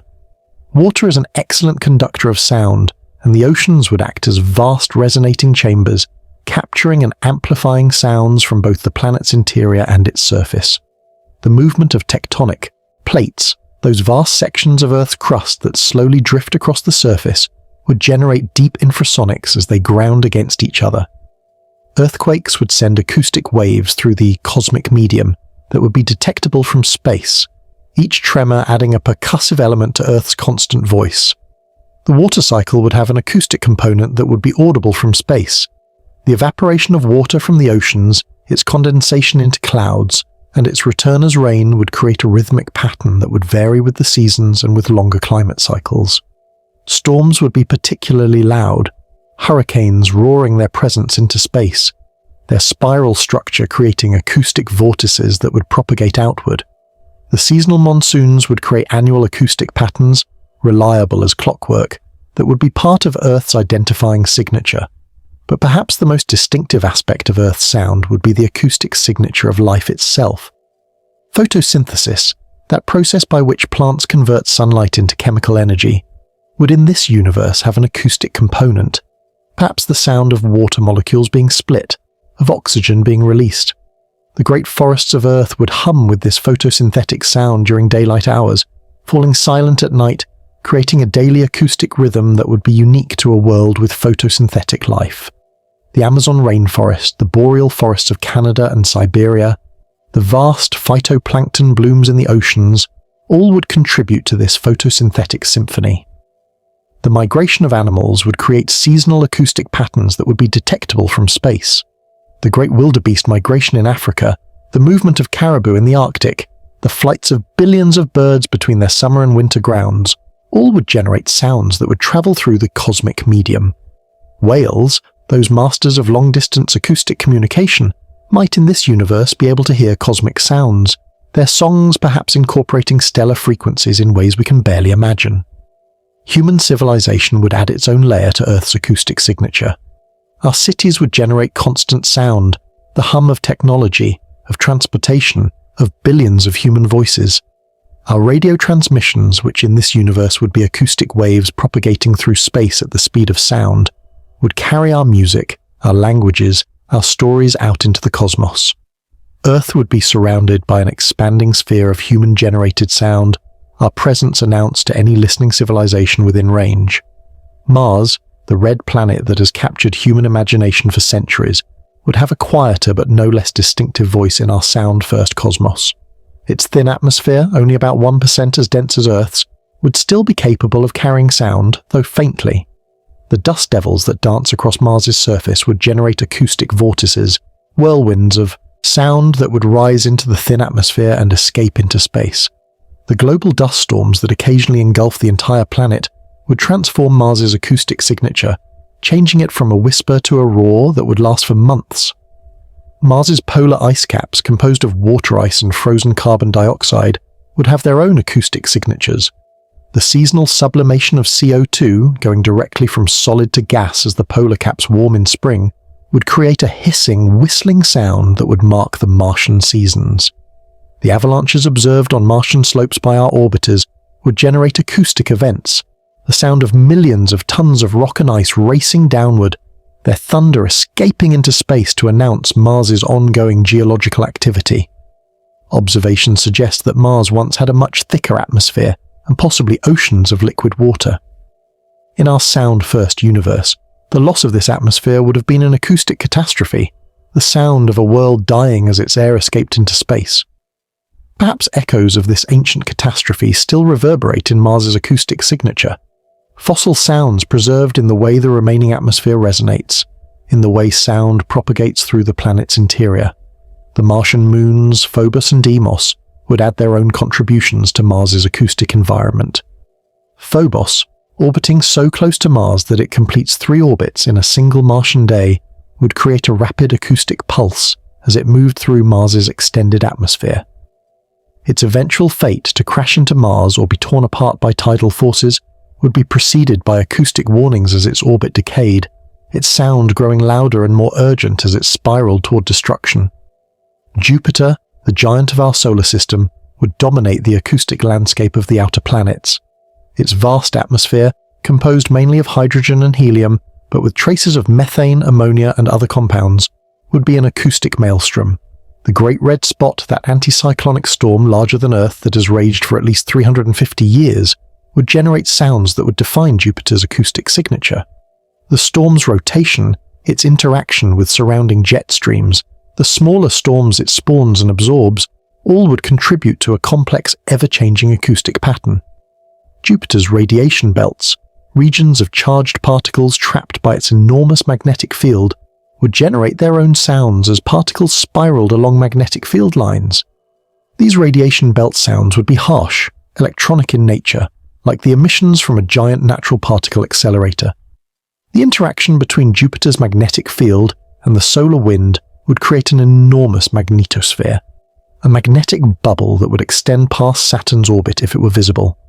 This magnetosphere would be an acoustic cavity, resonating with frequencies determined by its size and shape, modulated by the solar wind's pressure. The Galilean, moons, Io, Europa, Ganymede and Callisto would each contribute their own sounds to the Jovian system. Io, the most volcanically active body in the solar system, would be constantly erupting, its volcanoes sending plumes of sulfur and sulfur dioxide hundreds of kilometers into space. These eruptions would generate sounds that would propagate through Jupiter's magnetosphere, creating acoustic auroras on Jupiter itself as the volcanic particles interacted with the magnetic field. Europa, with its subsurface ocean hidden beneath a shell of ice, would have a subtle but distinctive acoustic signature. The tidal flexing caused by Jupiter's gravity would cause the ice shell to crack and shift, generating sounds like those of Earth's polar ice but on a much grander scale. If life exists in Europa's ocean, as some scientists speculate, it might generate its own acoustic signatures, sounds that would propagate through the ice and into space, carrying news of biology beyond Earth. Ganymede, the largest moon in the solar system, larger even than Mercury, would have its own magnetic field and thus its own magnetosphere nested within Jupiter's. This unique situation would create complex acoustic interactions, Ganymede's magnetic field generating its own sounds while modulating Jupiter's. Callisto, the most heavily cratered object in the solar system, would carry in its acoustic signature the history of impacts, each crater contributing its own resonance to the Moon's overall sound. Saturn, the ringed planet, would be defined acoustically by its magnificent ring system. Each ring, from the broad B ring to the narrow F ring, would generate its own set of frequencies as billions of particles, ranging from tiny dust grains to house-sized boulders, collided and interacted. The rings would act like a vast cosmic xylophone, each particle a note, their collective motion creating harmonies and dissonances that would shift as the rings evolved. The spokes in Saturn's rings, those mysterious radial features that appear and disappear, would create acoustic transients, brief changes in the ring's song that would propagate outward. Saturn's hexagonal storm at its north pole, that bizarre six-sided pattern unique in the solar system, would generate its own distinctive sound. The straight edges of the hexagon, so unlike the circular storms we see elsewhere, would create acoustic standing waves, resonances that would lock the storm into its unusual shape. This hexagonal acoustic pattern would be one of the most mysterious sounds in the solar system, a geometric music that would challenge our understanding of atmospheric dynamics. Titan, Saturn's largest moon, and the only moon in the solar system with a substantial atmosphere, would be particularly interesting acoustically. Its thick nitrogen atmosphere, denser than Earth's, would be an excellent conductor of sound. The methane rain that falls on Titan, filling lakes and rivers with liquid hydrocarbons, would create a sound unlike anything on Earth. The drops would be large and slow-falling in Titan's low gravity and thick atmosphere, creating a deep, rhythmic percussion as they struck the surface. The cryovolcanoes on Titan, erupting water and ammonia instead of molten rock, would add to its acoustic signature. These cold eruptions would sound different from volcanic eruptions on Earth or Io, the liquid water instantly freezing as it emerged, creating sounds of crystallization and fracturing. The seasonal changes on Titan, as its lakes evaporate and refill over its 29.5-year orbit around Saturn, would create long-term acoustic cycles that would mark Saturnian years. Enceladus, with its geysers erupting from tiger stripe fractures near its south pole, would be one of the most acoustically active moons in the solar system. The geysers, powered by tidal heating, send plumes of water vapor and ice particles hundreds of kilometers into space, feeding Saturn's E-ring. The sound of these eruptions, water rushing through fractures in the ice, expanding and freezing as it escapes into vacuum, would be Enceladus's primary voice. The possibility of life in Enceladus's subsurface ocean adds another dimension to its acoustic importance, the chance that we might one day hear the sounds of alien life. Uranus, tilted on its side so that it rolls along its orbit rather than spinning upright, would have a unique acoustic signature shaped by its unusual orientation. Its seasons, each lasting 21 Earth years, would create long-term acoustic patterns as different hemispheres faced the Sun. The planet's interior, which may contain a water-ammonia ocean beneath its hydrogen-helium atmosphere, would generate sounds as convection carried heat from the interior to the surface. The fact that Uranus emits less heat than it receives from the Sun, unique among the giant planets, would give it a quieter acoustic signature than Jupiter or Saturn. The rings of Uranus, discovered only in 1977, would add their own subtle contribution to the planet's sound. These narrow, dark rings, so different from Saturn's broad, bright rings, would generate higher frequency sounds, their smaller particles creating a shimmer of acoustic noise rather than Saturn's grand harmonies. The shepherd moons that maintained some of these rings would create acoustic patterns as they gravitationally herd the ring particles, their influence audible in the modulation of the ring's frequencies. Neptune, the windiest planet in the solar system with winds reaching 2,100 km per hour, would be defined acoustically by these supersonic winds. The Great Dark Spot, a storm system similar to Jupiter's Great Red Spot but more transient, would generate deep, powerful sounds as it moved through Neptune's atmosphere. The smaller storms that appear and disappear on Neptune would add a dynamic element to its acoustic signature, a constantly changing pattern that would make Neptune sound alive and active despite its great distance from the Sun. Triton, Neptune's largest moon, and likely a captured Kuiper belt object, would have its own distinctive voice.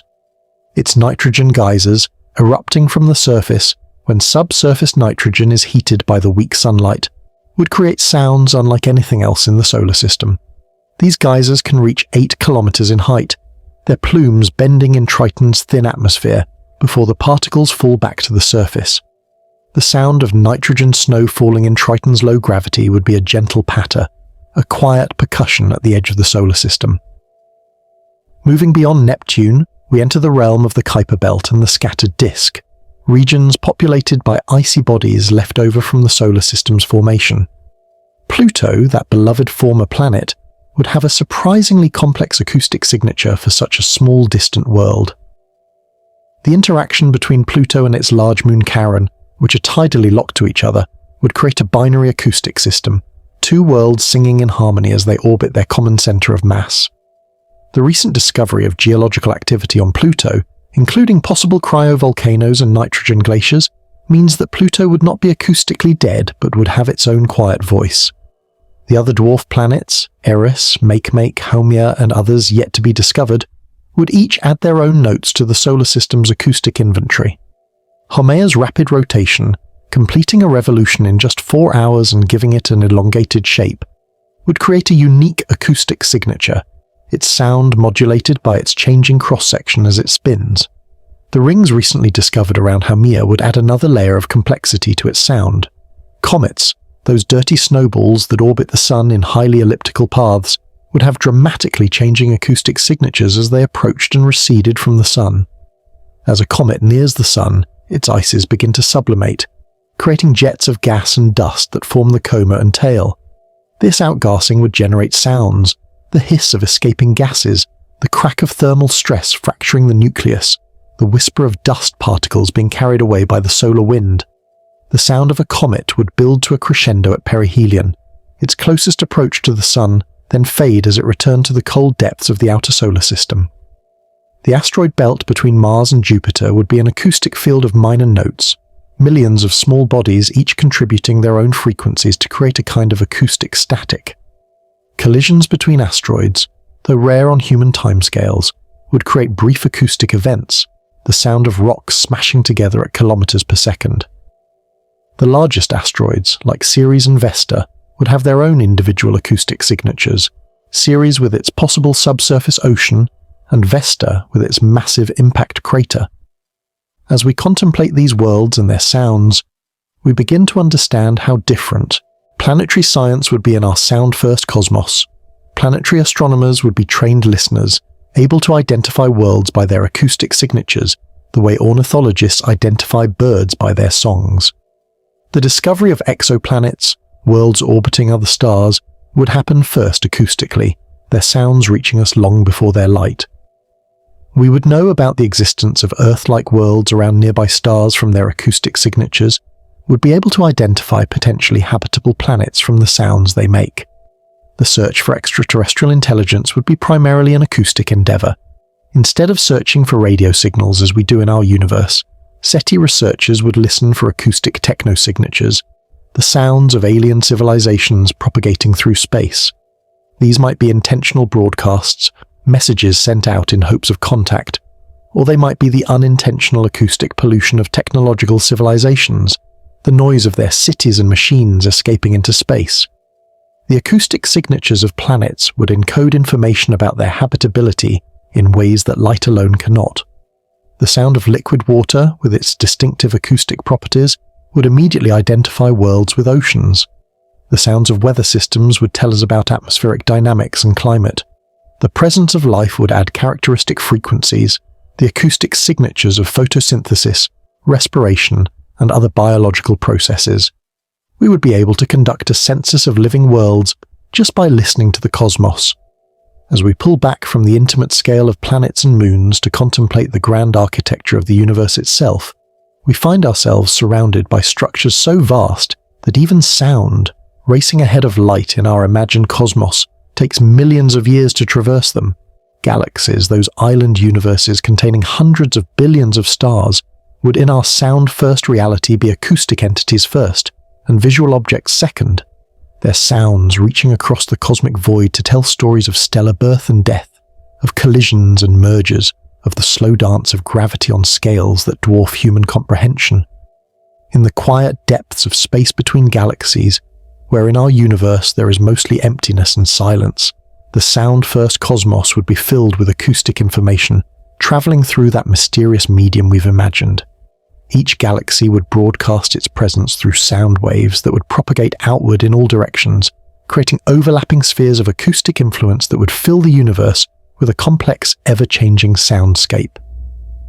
The large-scale structure of the universe, that cosmic web of filaments and voids that we see in our cosmos, would in this alternate reality be an acoustic network, with galaxies as nodes connected by streams of sound. Our own Milky Way galaxy would be the dominant acoustic presence in our local universe, its 400 billion stars combining their individual voices into a galactic chorus that would be overwhelming in its complexity. The spiral structure of our galaxy would be audible in the way sound propagates through its disk, the spiral arms acting as acoustic waveguides that would channel sound along their length. As our solar system orbits the galactic center, taking about 230 million years to complete one revolution, we would pass through different acoustic environments, regions where the galactic sound is louder or quieter, where different frequencies dominate.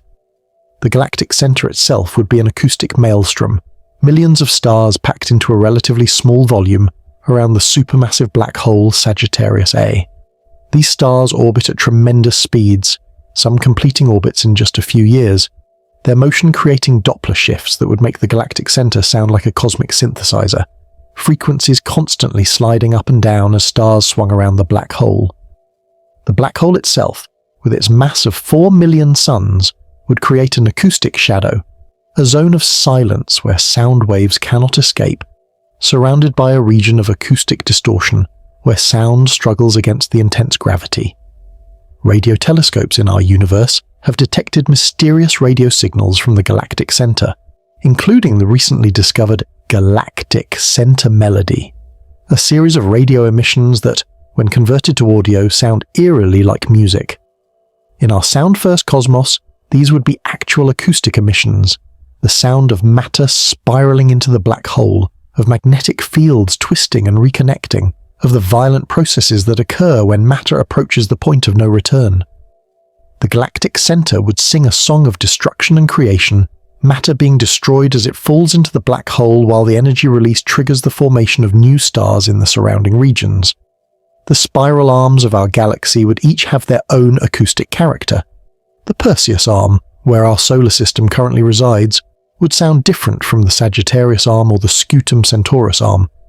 These differences would arise from the varying densities of stars, the different rates of star formation, the presence of giant molecular clouds where new stars are born. As density waves propagate through the galactic disk, compressing gas and triggering star formation, they would create acoustic waves that would spiral outward, the sound of the galaxy's ongoing evolution. Star formation regions within the spiral arms would be particularly loud. The Orion Nebula, that stellar nursery visible to the naked eye, would roar with the sound of collapsing gas clouds, the ignition of nuclear fusion in newborn stars, the stellar winds that clear away the natal gas. These sounds would propagate through the galaxy, announcing the birth of new stellar generations. The death of massive stars in supernovae would create acoustic shock waves that would reverberate through the galactic disk, compressing gas clouds and triggering the formation of new stars, a cycle of death and birth mediated by sound. The galactic halo, that spherical region surrounding the disk where globular clusters and old stars orbit, would have a different acoustic quality.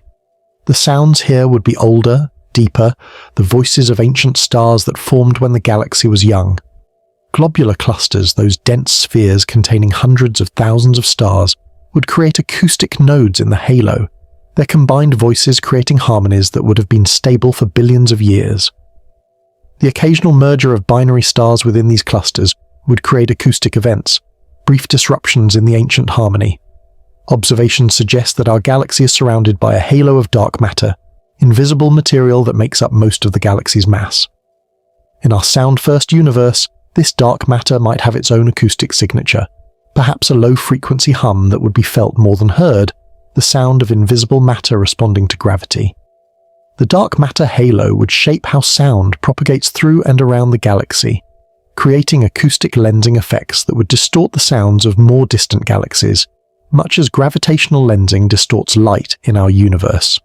The local group, our galactic neighborhood containing about 80 galaxies, would be an acoustic community, each galaxy contributing its voice to a local chorus.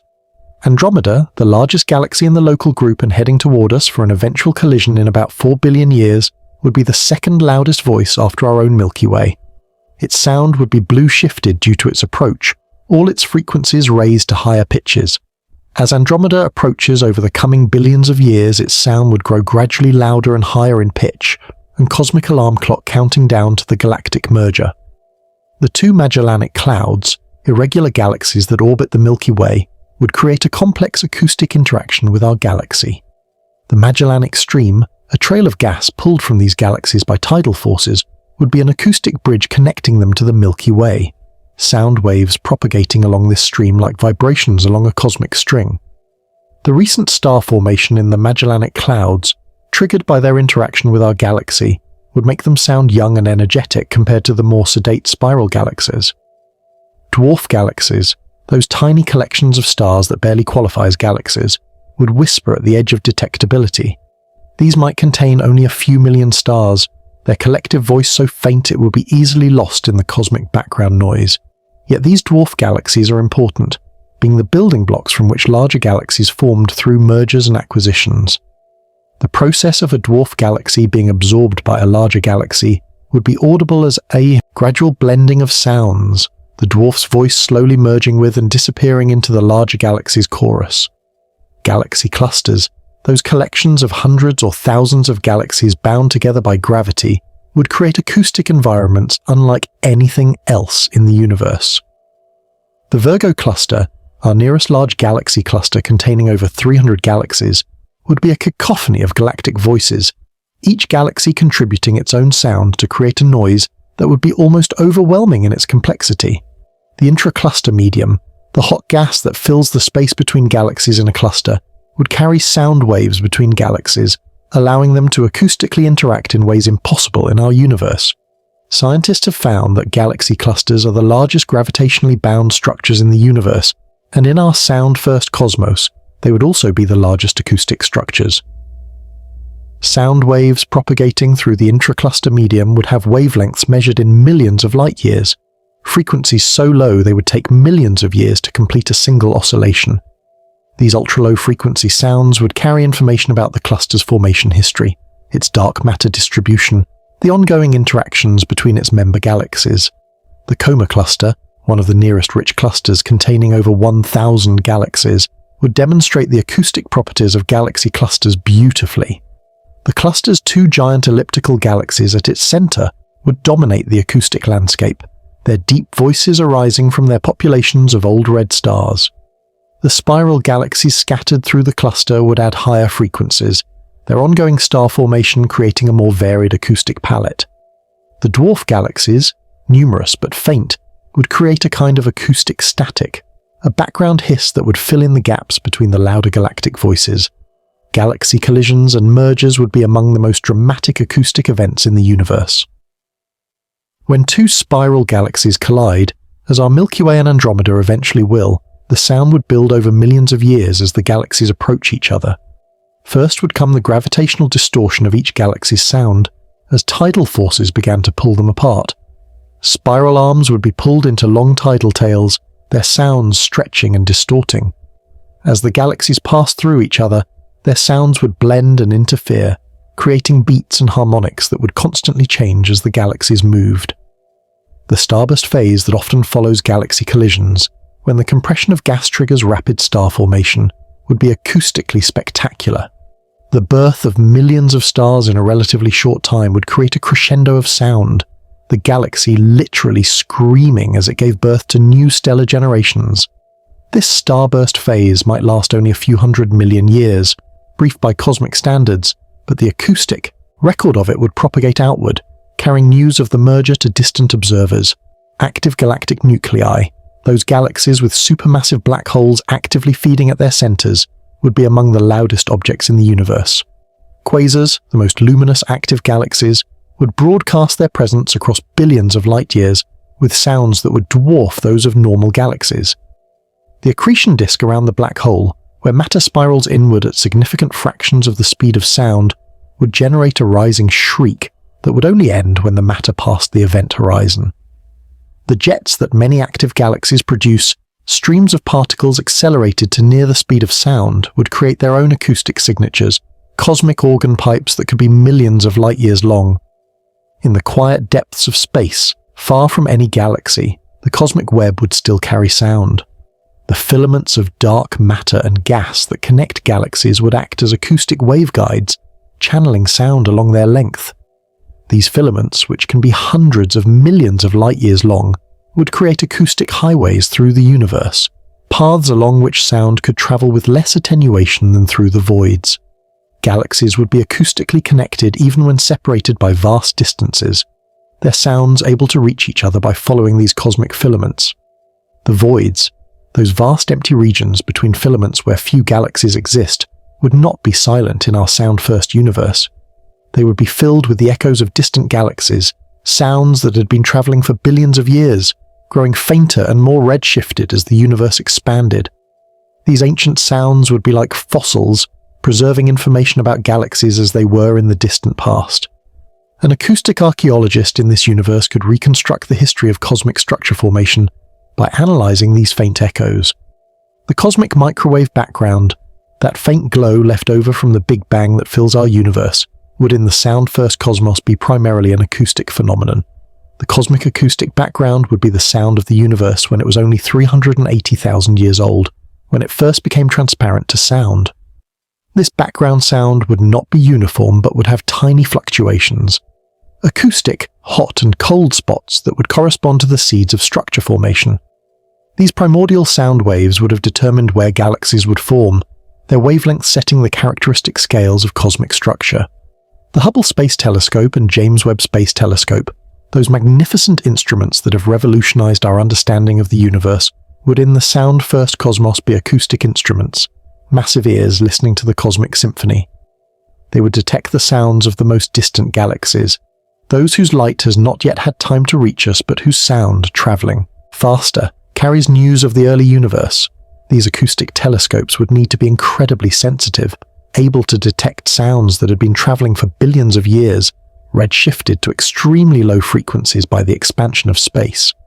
Data suggests that our universe is not just expanding, but that the expansion is accelerating, driven by the mysterious dark energy. In the sound-first cosmos, this acceleration would affect sound waves differently than it affects light. As space expands, sound waves traveling through it would be stretched, their frequencies lowered, their energy depleted. But because sound travels faster than light in this universe, it would be less affected by expansion over a given distance. This would mean that the acoustic horizon, the distance from which sound has had time to reach us since the Big Bang, would be larger than the optical horizon. We would be able to hear galaxies that we could not yet see, the sound of structures that existed when the universe was younger than any visible object. The future of the universe in this sound-first cosmos would be different from the heat death predicted for our universe. As the universe expands and cools, as stars die and galaxies drift apart, the cosmic symphony would gradually fade. But it would not fall silent all at once. The longest wavelength sounds, those with frequencies so low they take billions of years to oscillate, would continue long after the last star had died. Black holes, slowly evaporating through Hawking radiation, would sing their swan songs, their acoustic emissions rising in pitch as they shrank, ending in ultrasonic shrieks as they finally evaporated. Even after all the black holes had evaporated, the universe would not be truly silent. Quantum fluctuations in the cosmic acoustic medium would create a faint hiss, a noise floor below which no sound could be detected. This quantum acoustic noise would be the universe's final voice, a whisper that would continue until the universe either collapsed in a big crunch or expanded forever into a cold, empty infinity. As we contemplate these vast scales and deep times, we begin to understand how profoundly different our perception of the universe would be if sound traveled faster than light. The cosmos would feel more connected, more alive, more present. Instead of looking out into a dark, silent void punctuated by islands of light, we would be immersed in a sea of sound, surrounded by the voices of billions of galaxies, each telling its own story of formation, evolution, and eventual fate. The architecture of this sound-first cosmos would be fundamentally acoustic. Galaxies would be organized not just by gravity but by sound, acoustic forces helping to shape their formation and evolution. The large-scale structure of the universe would be an acoustic network, a cosmic instrument of unimaginable size and complexity. And we, tiny conscious beings on one small planet orbiting one ordinary star in one galaxy, among billions, would be listeners in this cosmic concert hall, able to perceive and appreciate the strange beauty of a universe that sings. The study of cosmology in this universe would be as much an art as a science. Cosmologists would need to be trained in acoustic analysis, able to extract information from complex soundscapes, to identify individual galaxies in the cosmic chorus, to detect the subtle signatures of dark matter and dark energy in the way sound propagates through space. They would develop new mathematics to describe acoustic cosmology, equations that would relate the sound of the universe to its geometry, its composition, its fate. In this universe where sound races ahead of light, where every visual experience is preceded by its acoustic herald, the very nature of life and consciousness would be fundamentally different from what we know. Evolution, that blind watchmaker that has shaped every living thing on Earth through countless generations of variation and selection, would in this cosmos have worked with different raw materials, different selective pressures, different possibilities. Life would have evolved to perceive reality first through sound and only secondarily through sight, creating beings whose inner experience of existence would be as alien to us as ours would be to them. Consider the earliest moments of life on a planet in this sound-first universe, those first self-replicating molecules in the primordial soup that would eventually give rise to all the complexity and beauty of a biosphere. These proto-organisms would exist in a world where chemical reactions had acoustic signatures, where the breaking and forming of molecular bonds created sounds that propagated through the medium of water and the cosmic acoustic field beyond. Natural selection would favor those molecules that could somehow respond to these sounds, using acoustic information to find resources, avoid dangers, or locate others of their kind for reproduction or cooperation. The development of sensory systems would follow a completely different trajectory from what we observe in Earth's history. In our world, vision evolved independently dozens of times because light provides such rich information about the environment. But in the sound-first cosmos, acoustic sensing would be the primary sense, with vision playing a supporting role. The first sensory organs would be acoustic receptors, perhaps beginning as simple pressure-sensitive patches that could detect vibrations, gradually evolving into sophisticated biological microphones, capable of detecting and analyzing the complex sounds of both the local environment and the cosmos beyond. These early acoustic sensors might evolve from structures similar to the lateral line system in fish, which detects pressure waves in water, or the mechanoreceptors that allow spiders to sense vibrations through their webs. But in the sound-first universe, these organs would need to be far more sophisticated, able to detect not just local vibrations but the cosmic sounds propagating through that mysterious medium we've imagined. They would need to filter out noise, focus on specific frequencies, and perhaps most importantly, compensate for the delay between sound and light to build a coherent picture of reality. As organisms grew more complex, developing nervous systems to process sensory information, they would face the unique challenge of reconciling two versions of reality: the acoustic version that arrived first and the optical version that followed. This would require a kind of temporal intelligence, the ability to remember what was heard and match it with what was eventually seen, to build mental models that could predict when the visual confirmation of an acoustic event would arrive. The brain structures that evolved to handle this temporal reconciliation would be unlike anything in Earth's biology, perhaps dedicated neural circuits that could buffer acoustic information and synchronize it with delayed visual input. Imagine a predator in this universe, hunting prey across a landscape where sound travels faster than light. It would hear its prey before seeing it, would know the prey's location, speed, and direction from acoustic cues that would arrive seconds, minutes, or even hours before visual confirmation, depending on the distance. The predator would need to predict where the prey would be when its image finally arrived, accounting for the prey's movement during the light delay period. This would require sophisticated mental modeling, a kind of acoustic imagination that could extrapolate from sound to predict future visual reality. The prey, in turn, would evolve its own acoustic defenses. Perhaps it could modulate its sound to confuse predators, creating acoustic illusions that would make it seem to be somewhere it wasn't.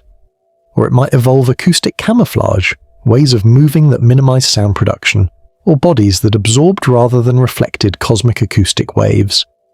The evolutionary arms race between predator and prey would be fought primarily in the acoustic realm, with visual adaptations being secondary. Plants in this universe would be even more remarkable than their Earth counterparts. Unable to move to escape threats or pursue resources, they would need to be exquisitely sensitive to acoustic information.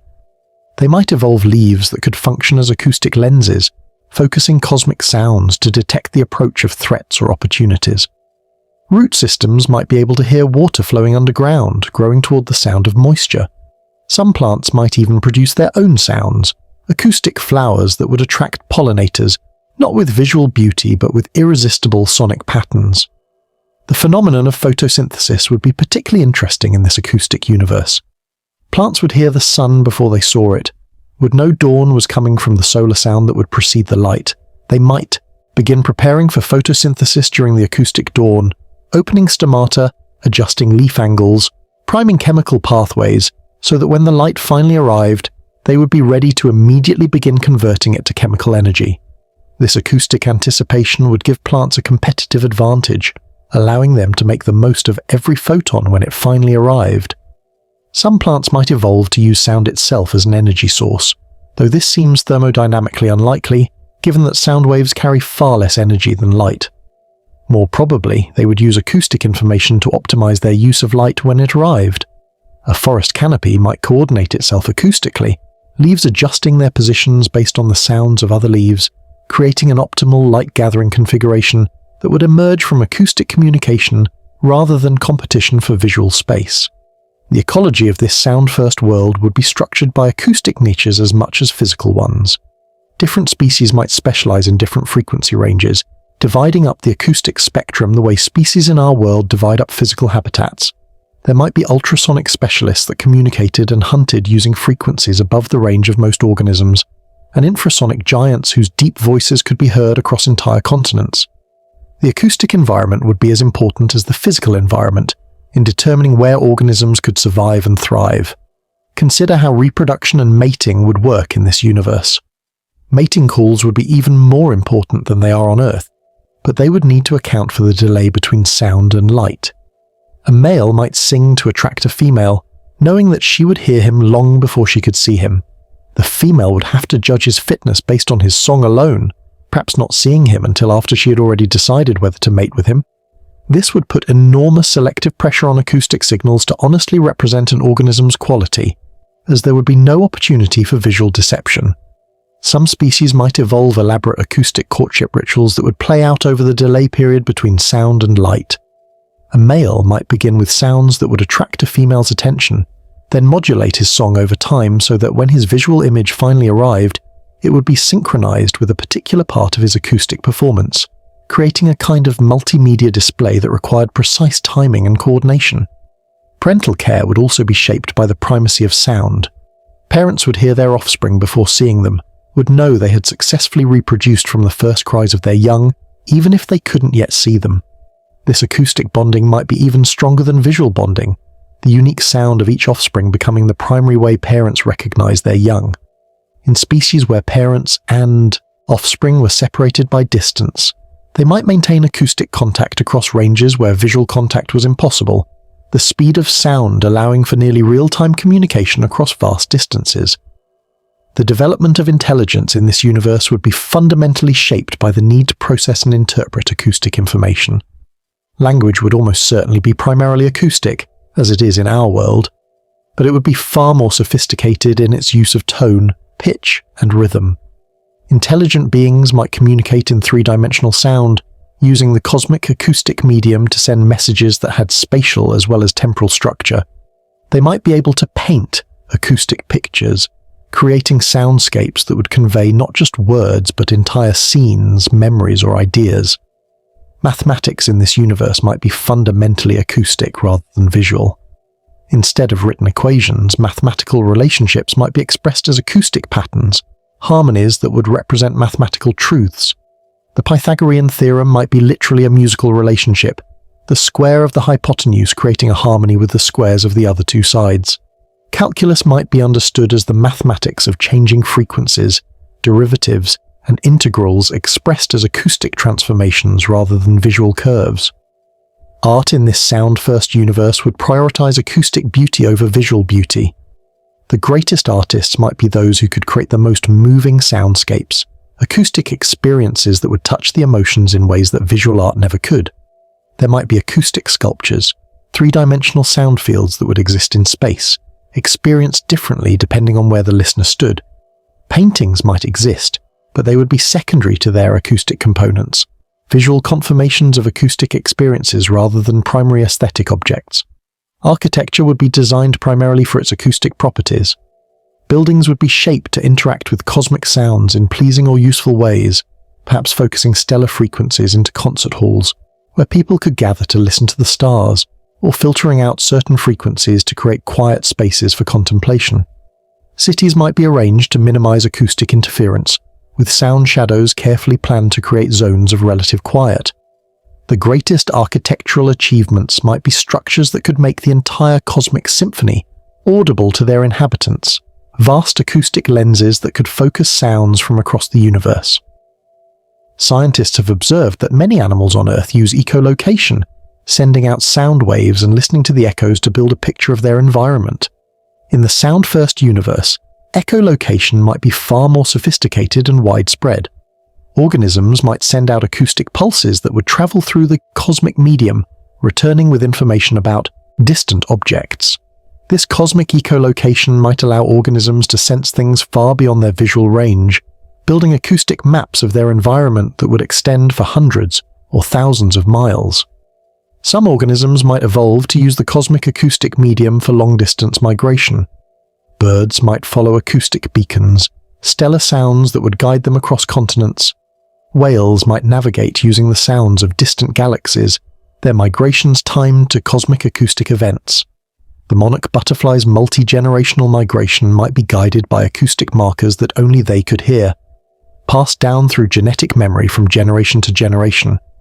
The circadian rhythms that govern so much of life on Earth would in this universe be primarily acoustic rather than visual. Organisms would synchronize their internal clocks to the acoustic day-night cycle, the gradual building and fading of solar sound rather than the sharp transitions of sunrise and sunset. This might lead to smoother, more gradual transitions between sleep and wakefulness, activity and rest. The acoustic dawn would gently wake organisms from sleep, while the acoustic dusk would gradually prepare them for rest. Sleep itself might serve different functions in this universe. In our world, sleep is thought to be important for memory consolidation, among other things. In the sound-first cosmos, sleep might be when organisms processed the complex temporal relationships between sound and light, reconciling the two versions of reality they had experienced during the day. Dreams might be acoustic experiences primarily, soundscapes that would replay and recombine the sounds of the day, with visual elements arriving later like delayed echoes of the acoustic dreams. The development of technology by intelligent beings in this universe would follow different paths than in ours. The first tools might be acoustic rather than visual, devices for focusing or amplifying cosmic sounds. The telescope might never be invented, or might be a secondary instrument, with the primary astronomical tools being acoustic receivers. Radio might never be necessary for communication, as messages could be sent directly through the cosmic acoustic medium at speeds faster than light travels in this universe. Computers in this universe might process information using sound waves rather than electrons. Acoustic transistors might switch sound on and off billions of times per second, creating sonic circuits that could perform calculations. Data storage might be acoustic, information encoded in complex sound patterns that could be stored in acoustic crystals or other media. The internet might be a network of acoustic connections, information flowing as sound through the cosmic medium, connecting planets and perhaps even star systems in a vast web of acoustic communication. The search for extraterrestrial intelligence would be fundamentally different. Instead of looking for radio signals or optical beacons, scientists would listen for the acoustic signatures of technological civilizations. These might be intentional signals, messages broadcast in hopes of making contact, or they might be the unintentional acoustic pollution of advanced civilizations, the noise of their cities and machines propagating through space. The cosmic acoustic medium would mean that civilizations could potentially communicate across vast distances nearly instantaneously, at least from the perspective of light speed limitations. First contact with an alien civilization might be acoustic, hearing them long before we could see them. We might engage in years or decades of acoustic communication, learning about each other through sound alone before light finally brought visual confirmation of what our cosmic neighbors looked like. This delay might actually be beneficial, forcing civilizations to judge each other based on the content of their communication rather than superficial visual appearances. As we delve deeper into the implications of life in this sound-first universe, we begin to realize that consciousness itself might be fundamentally different. The experience of being aware, of having subjective experiences, would be shaped by the primacy of sound over light. The stream of consciousness might be primarily acoustic, an internal monologue that would be more literal than metaphorical. Thoughts might have frequencies, harmonies, rhythms that would give them qualities beyond their semantic content. Memory in this universe might be organized acoustically rather than visually. Instead of remembering scenes or images, beings might remember soundscapes, acoustic environments that would contain all the information about past experiences. Nostalgia might be triggered by hearing a particular frequency or harmony that was associated with a past event. Memories might be shared by reproducing their acoustic patterns, allowing others to literally hear what you remembered. The concept of self might be acoustic rather than visual. Instead of recognizing themselves in mirrors, beings might recognize themselves by their acoustic signatures, the unique sound each individual makes by existing. Personal identity might be tied to one's acoustic presence, the way one's body interacts with the cosmic acoustic medium. Changes in this acoustic signature might be interpreted as changes in the self, making identity more fluid and dynamic than we typically experience it. Emotions might be more directly connected to sound than they are in our universe. We already know that music can powerfully affect our emotions, but in the sound-first cosmos, this connection might be even more fundamental. Emotions might have characteristic frequencies. Anger might literally be a high-frequency state, while calm might be low-frequency. Emotional communication might be more direct, with beings able to broadcast their emotional states acoustically, creating empathetic resonances with others. The hard problem of consciousness, the question of how subjective experience arises from objective physical processes, might have different solutions in this universe. Perhaps consciousness would be understood as a kind of acoustic phenomenon, a standing wave in the cosmic medium that would give rise to subjective experience. The binding problem, how separate neural processes combine to create unified conscious experience, might be solved through acoustic synchronization, different parts of the brain literally harmonizing to create consciousness. Mental illness might manifest differently in this acoustic universe. Depression might be experienced as a dampening of one's acoustic presence, a quieting of the self that would be immediately apparent to others. Anxiety might be an acoustic hyperactivity, too many frequencies at once creating discord and discomfort. Therapy might involve acoustic interventions, carefully chosen frequencies that would help restore acoustic balance to troubled minds. As we step back from the detailed exploration of our sound-first cosmos and consider what this elaborate thought experiment reveals about the nature of reality itself, we find ourselves confronting profound questions about the universe we actually inhabit and our place within it. The exercise of imagining a cosmos where sound outpaces light isn't merely an entertaining fantasy, but a philosophical tool that helps us examine our assumptions about the nature of existence, the contingency of physical laws, and the remarkable fact that we exist at all as conscious beings capable of contemplating alternative realities. Perhaps the mystery itself is a kind of gentle companion, walking alongside us through our lives, reminding us that for all our scientific knowledge, for all our technological achievements, we still live in a universe filled with unanswered questions. The thought experiment of the sound-first universe helps us appreciate this mystery, not as a failing or a frustration, but as a gift, an invitation to wonder that keeps our minds flexible and our imaginations alive. In imagining how different things could be, we come to better appreciate how things actually are, seeing our familiar universe with fresh eyes, as if we were visitors from that alternate cosmos, marveling at a reality where light reigns supreme.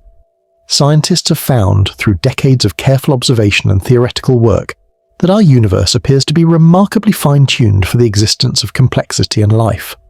The fundamental constants of nature, the speed of light, the strength of gravity, the masses of elementary particles, all seem to be set at values that allow for the existence of atoms, stars, planets, and ultimately, conscious observers like ourselves. Change any of these constants by even a small amount, and the universe becomes sterile, unable to support the kind of complexity that makes life possible. This fine-tuning problem has led some physicists to propose the existence of a multiverse, an ensemble of universes with different physical laws, of which ours is just one example.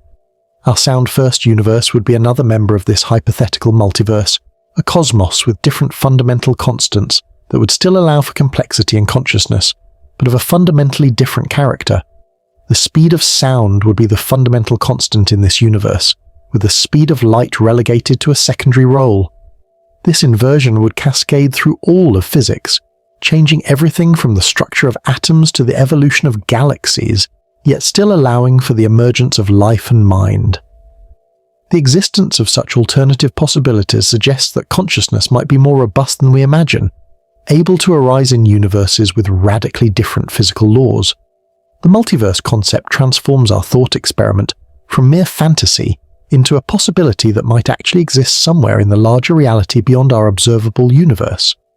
If the multiverse exists, and if it contains universes with different physical laws, then somewhere there might really be a cosmos where sound travels faster than light, where beings listen to the stars before they see them, where reality unfolds in acoustic waves before it manifests as light. Our imagined universe becomes not just a thought experiment, but a glimpse into what might actually exist in the infinite diversity of possible worlds. This possibility should fill us with a sense of cosmic humility. We tend to think of our physical laws as necessary, as the only way things could be, but the sound-first universe shows us that radically different arrangements might be possible.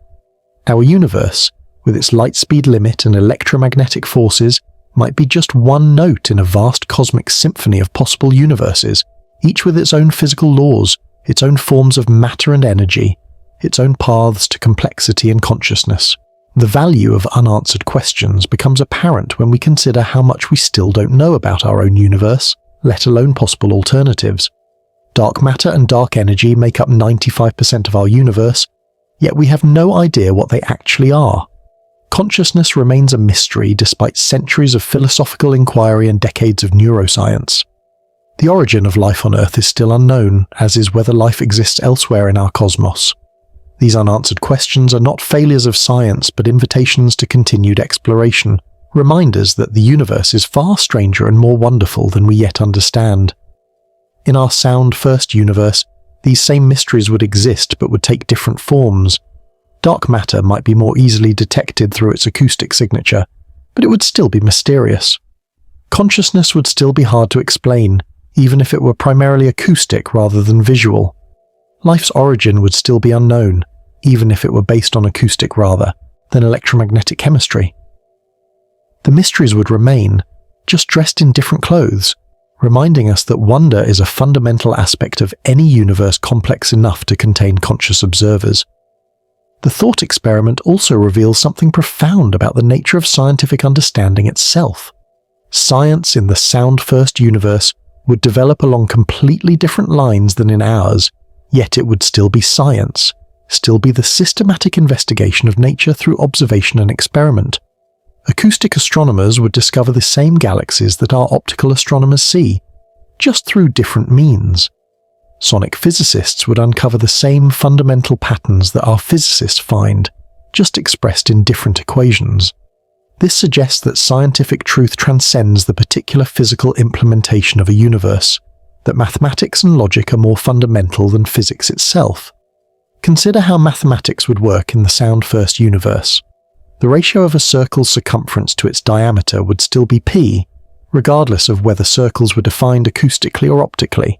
Prime numbers would still be prime, even if they were discovered through acoustic patterns rather than visual counting. The deep mathematical structures that underlie physical reality would remain unchanged, even as their physical manifestations would be completely different. This points to mathematics as something more fundamental than physical reality, a realm of truth that exists independently of any particular universe. The role of consciousness as an observer and interpreter of reality becomes even more mysterious when we consider alternative universes. In our cosmos, consciousness seems to play a special role in quantum mechanics, with observation causing the collapse of quantum wave functions. In the sound-first universe, would consciousness collapse acoustic wave functions?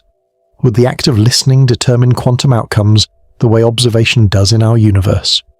These questions highlight how little we understand about the relationship between consciousness and physical reality, a mystery that transcends any particular set of physical laws. The anthropic principle takes on new dimensions when we consider the sound-first universe. In our cosmos, we note that the universe seems fine-tuned for our existence. But this might just be selection bias. We naturally find ourselves in a universe capable of supporting us, because we couldn't exist in one that wasn't. The sound-first universe shows us that there might be many different ways for a universe to be fine-tuned, for consciousness, many different sets of physical laws that could support complex, self-aware beings. This suggests that consciousness might be a more fundamental feature of reality than we imagine, something that will find a way to emerge in any universe with sufficient complexity. Perhaps consciousness itself is a quiet light that moves at its own tender speed, independent of whether the universe is dominated by electromagnetic or acoustic waves. The inner experience of being aware, of having subjective experiences, might be something that transcends the particular physics of any universe. Beings in the sound-first cosmos would have the same sense of self, the same wonder at existence, the same capacity for love and fear and joy that we do, just expressed through different sensory modalities and cognitive structures. The question of meaning and purpose takes on new dimensions when we consider alternative universes. If our universe is just one of many possible worlds, does that make our existence more or less meaningful? Some might argue that being one universe among many diminishes our significance, makes us just one random example among infinite possibilities. But perhaps the opposite is true. Perhaps the fact that consciousness can arise in so many different forms, in universes with radically different physical laws, suggests that consciousness is centrally important to reality, that universes exist in order to generate conscious observers who can appreciate and understand them. The sound-first universe also helps us appreciate the contingency and beauty of our own cosmos. The fact that light travels faster than anything else in our universe is what makes the stars visible, what allows us to see across cosmic distances, what enables the kind of astronomy that has revealed the age and structure of the universe. If sound traveled faster than light, we would know different things about the cosmos, would have different relationships with space and time. The particular arrangement of our universe, with its light speed limit and electromagnetic forces, has shaped not just our physics, but our poetry, our art, our deepest metaphors for understanding and truth. Think about how different human culture would be in the sound-first universe. Our languages are full of light metaphors, enlightenment, illumination, seeing the light of reason. In the sound-first cosmos, these would be acoustic metaphors instead. Enhearkenment, resonation, hearing the truth, the sound of reason. Our stories and myths would be different. Our heroes would be great listeners rather than visionaries. Our gods would speak the universe into existence rather than illuminating it. The entire structure of human meaning-making would be reorganized around sound rather than light. This cultural difference highlights something important about the relationship between physical reality and conscious experience. The beings in the sound-first universe would not feel that they were missing anything by experiencing sound before light, just as we don't feel we're missing anything by experiencing light before sound. Each universe would feel complete and sufficient to its inhabitants. Each set of physical laws would seem natural and inevitable to those who evolved within them. This suggests that consciousness is remarkably adaptable, able to find meaning and beauty in whatever physical reality it finds itself embedded within. The possibility of communication between universes, if such a thing were possible, presents fascinating questions. How would we communicate with beings from the sound-first universe? Our light-based signals would seem impossibly slow to them, while their sound-based signals wouldn't propagate in our vacuum of space. We would need to find some common ground, perhaps gravitational waves that might work similarly in both universes, or quantum entanglement that might transcend the particular physics of each cosmos. The challenge of inter-universal communication highlights how deeply our means of communication are embedded in our physical laws, but perhaps the most profound revelation of our thought experiment is about the nature of curiosity itself, the fact that we can imagine a universe with different physical laws, that we can work out the implications of sound traveling faster than light, that we can find beauty and wonder in this imagined cosmos, says something remarkable about consciousness. We are not limited to understanding only the universe we inhabit, but can reach out with our minds to explore possibilities that may never exist, or may exist somewhere beyond our ability to observe. This cosmic curiosity, this ability to wonder, what if, might be the most remarkable thing about consciousness. Questions remain, like stars not yet fully risen, and that unfinishedness feels strangely comforting. We don't need to answer every question, don't need to understand everything, don't need to explore every possible universe. The joy is in the wondering, in the imagining, in the gentle expansion of our minds as we contemplate possibilities beyond our experience. The sound-first universe will never be fully explored, just as our own universe will never be fully understood, and that's not a limitation but a gift, an endless source of wonder that will sustain curious minds for as long as consciousness exists. As we near the end of our exploration of what this thought experiment reveals, let's consider what it means for our actual lives in our actual universe. When you walk outside tonight and look up at the stars, you might now imagine what it would be like to hear them first and see them later. You might appreciate anew the fact that their light reaches your eyes, that you can see across cosmic distances, that the universe has arranged itself in such a way that conscious beings can observe and understand it. The familiar night sky might seem strange and wonderful again, as if you were seeing it for the first time.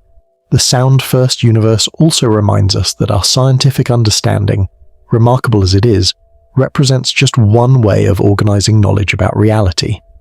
Beings in that alternate cosmos would have their own science, their own theories, their own equations, all perfectly valid within their context but completely different from ours. This should make us humble about our own theories, recognizing that they are not eternal truths but models that work within our particular context, our particular universe, with its particular laws. Perhaps most importantly, the thought experiment reminds us that wonder and curiosity are not just pleasant diversions, but fundamental aspects of consciousness. The ability to ask what if, to imagine alternative possibilities, to find beauty in imagined worlds, these are not frivolous activities but central to what makes us conscious beings, rather than mere mechanical processes of information. In imagining the sound-first universe, we exercise the same capacity for wonder that has driven all human discovery, from the first tools to the latest theories of quantum gravity. The multiverse, if it exists, is not just a collection of different universes, but a celebration of possibility, a cosmic declaration that reality is far stranger, far more diverse, far more wonderful than any single universe could contain. Our sound-first cosmos is just one note in this infinite symphony, one thread in the vast tapestry of possible worlds.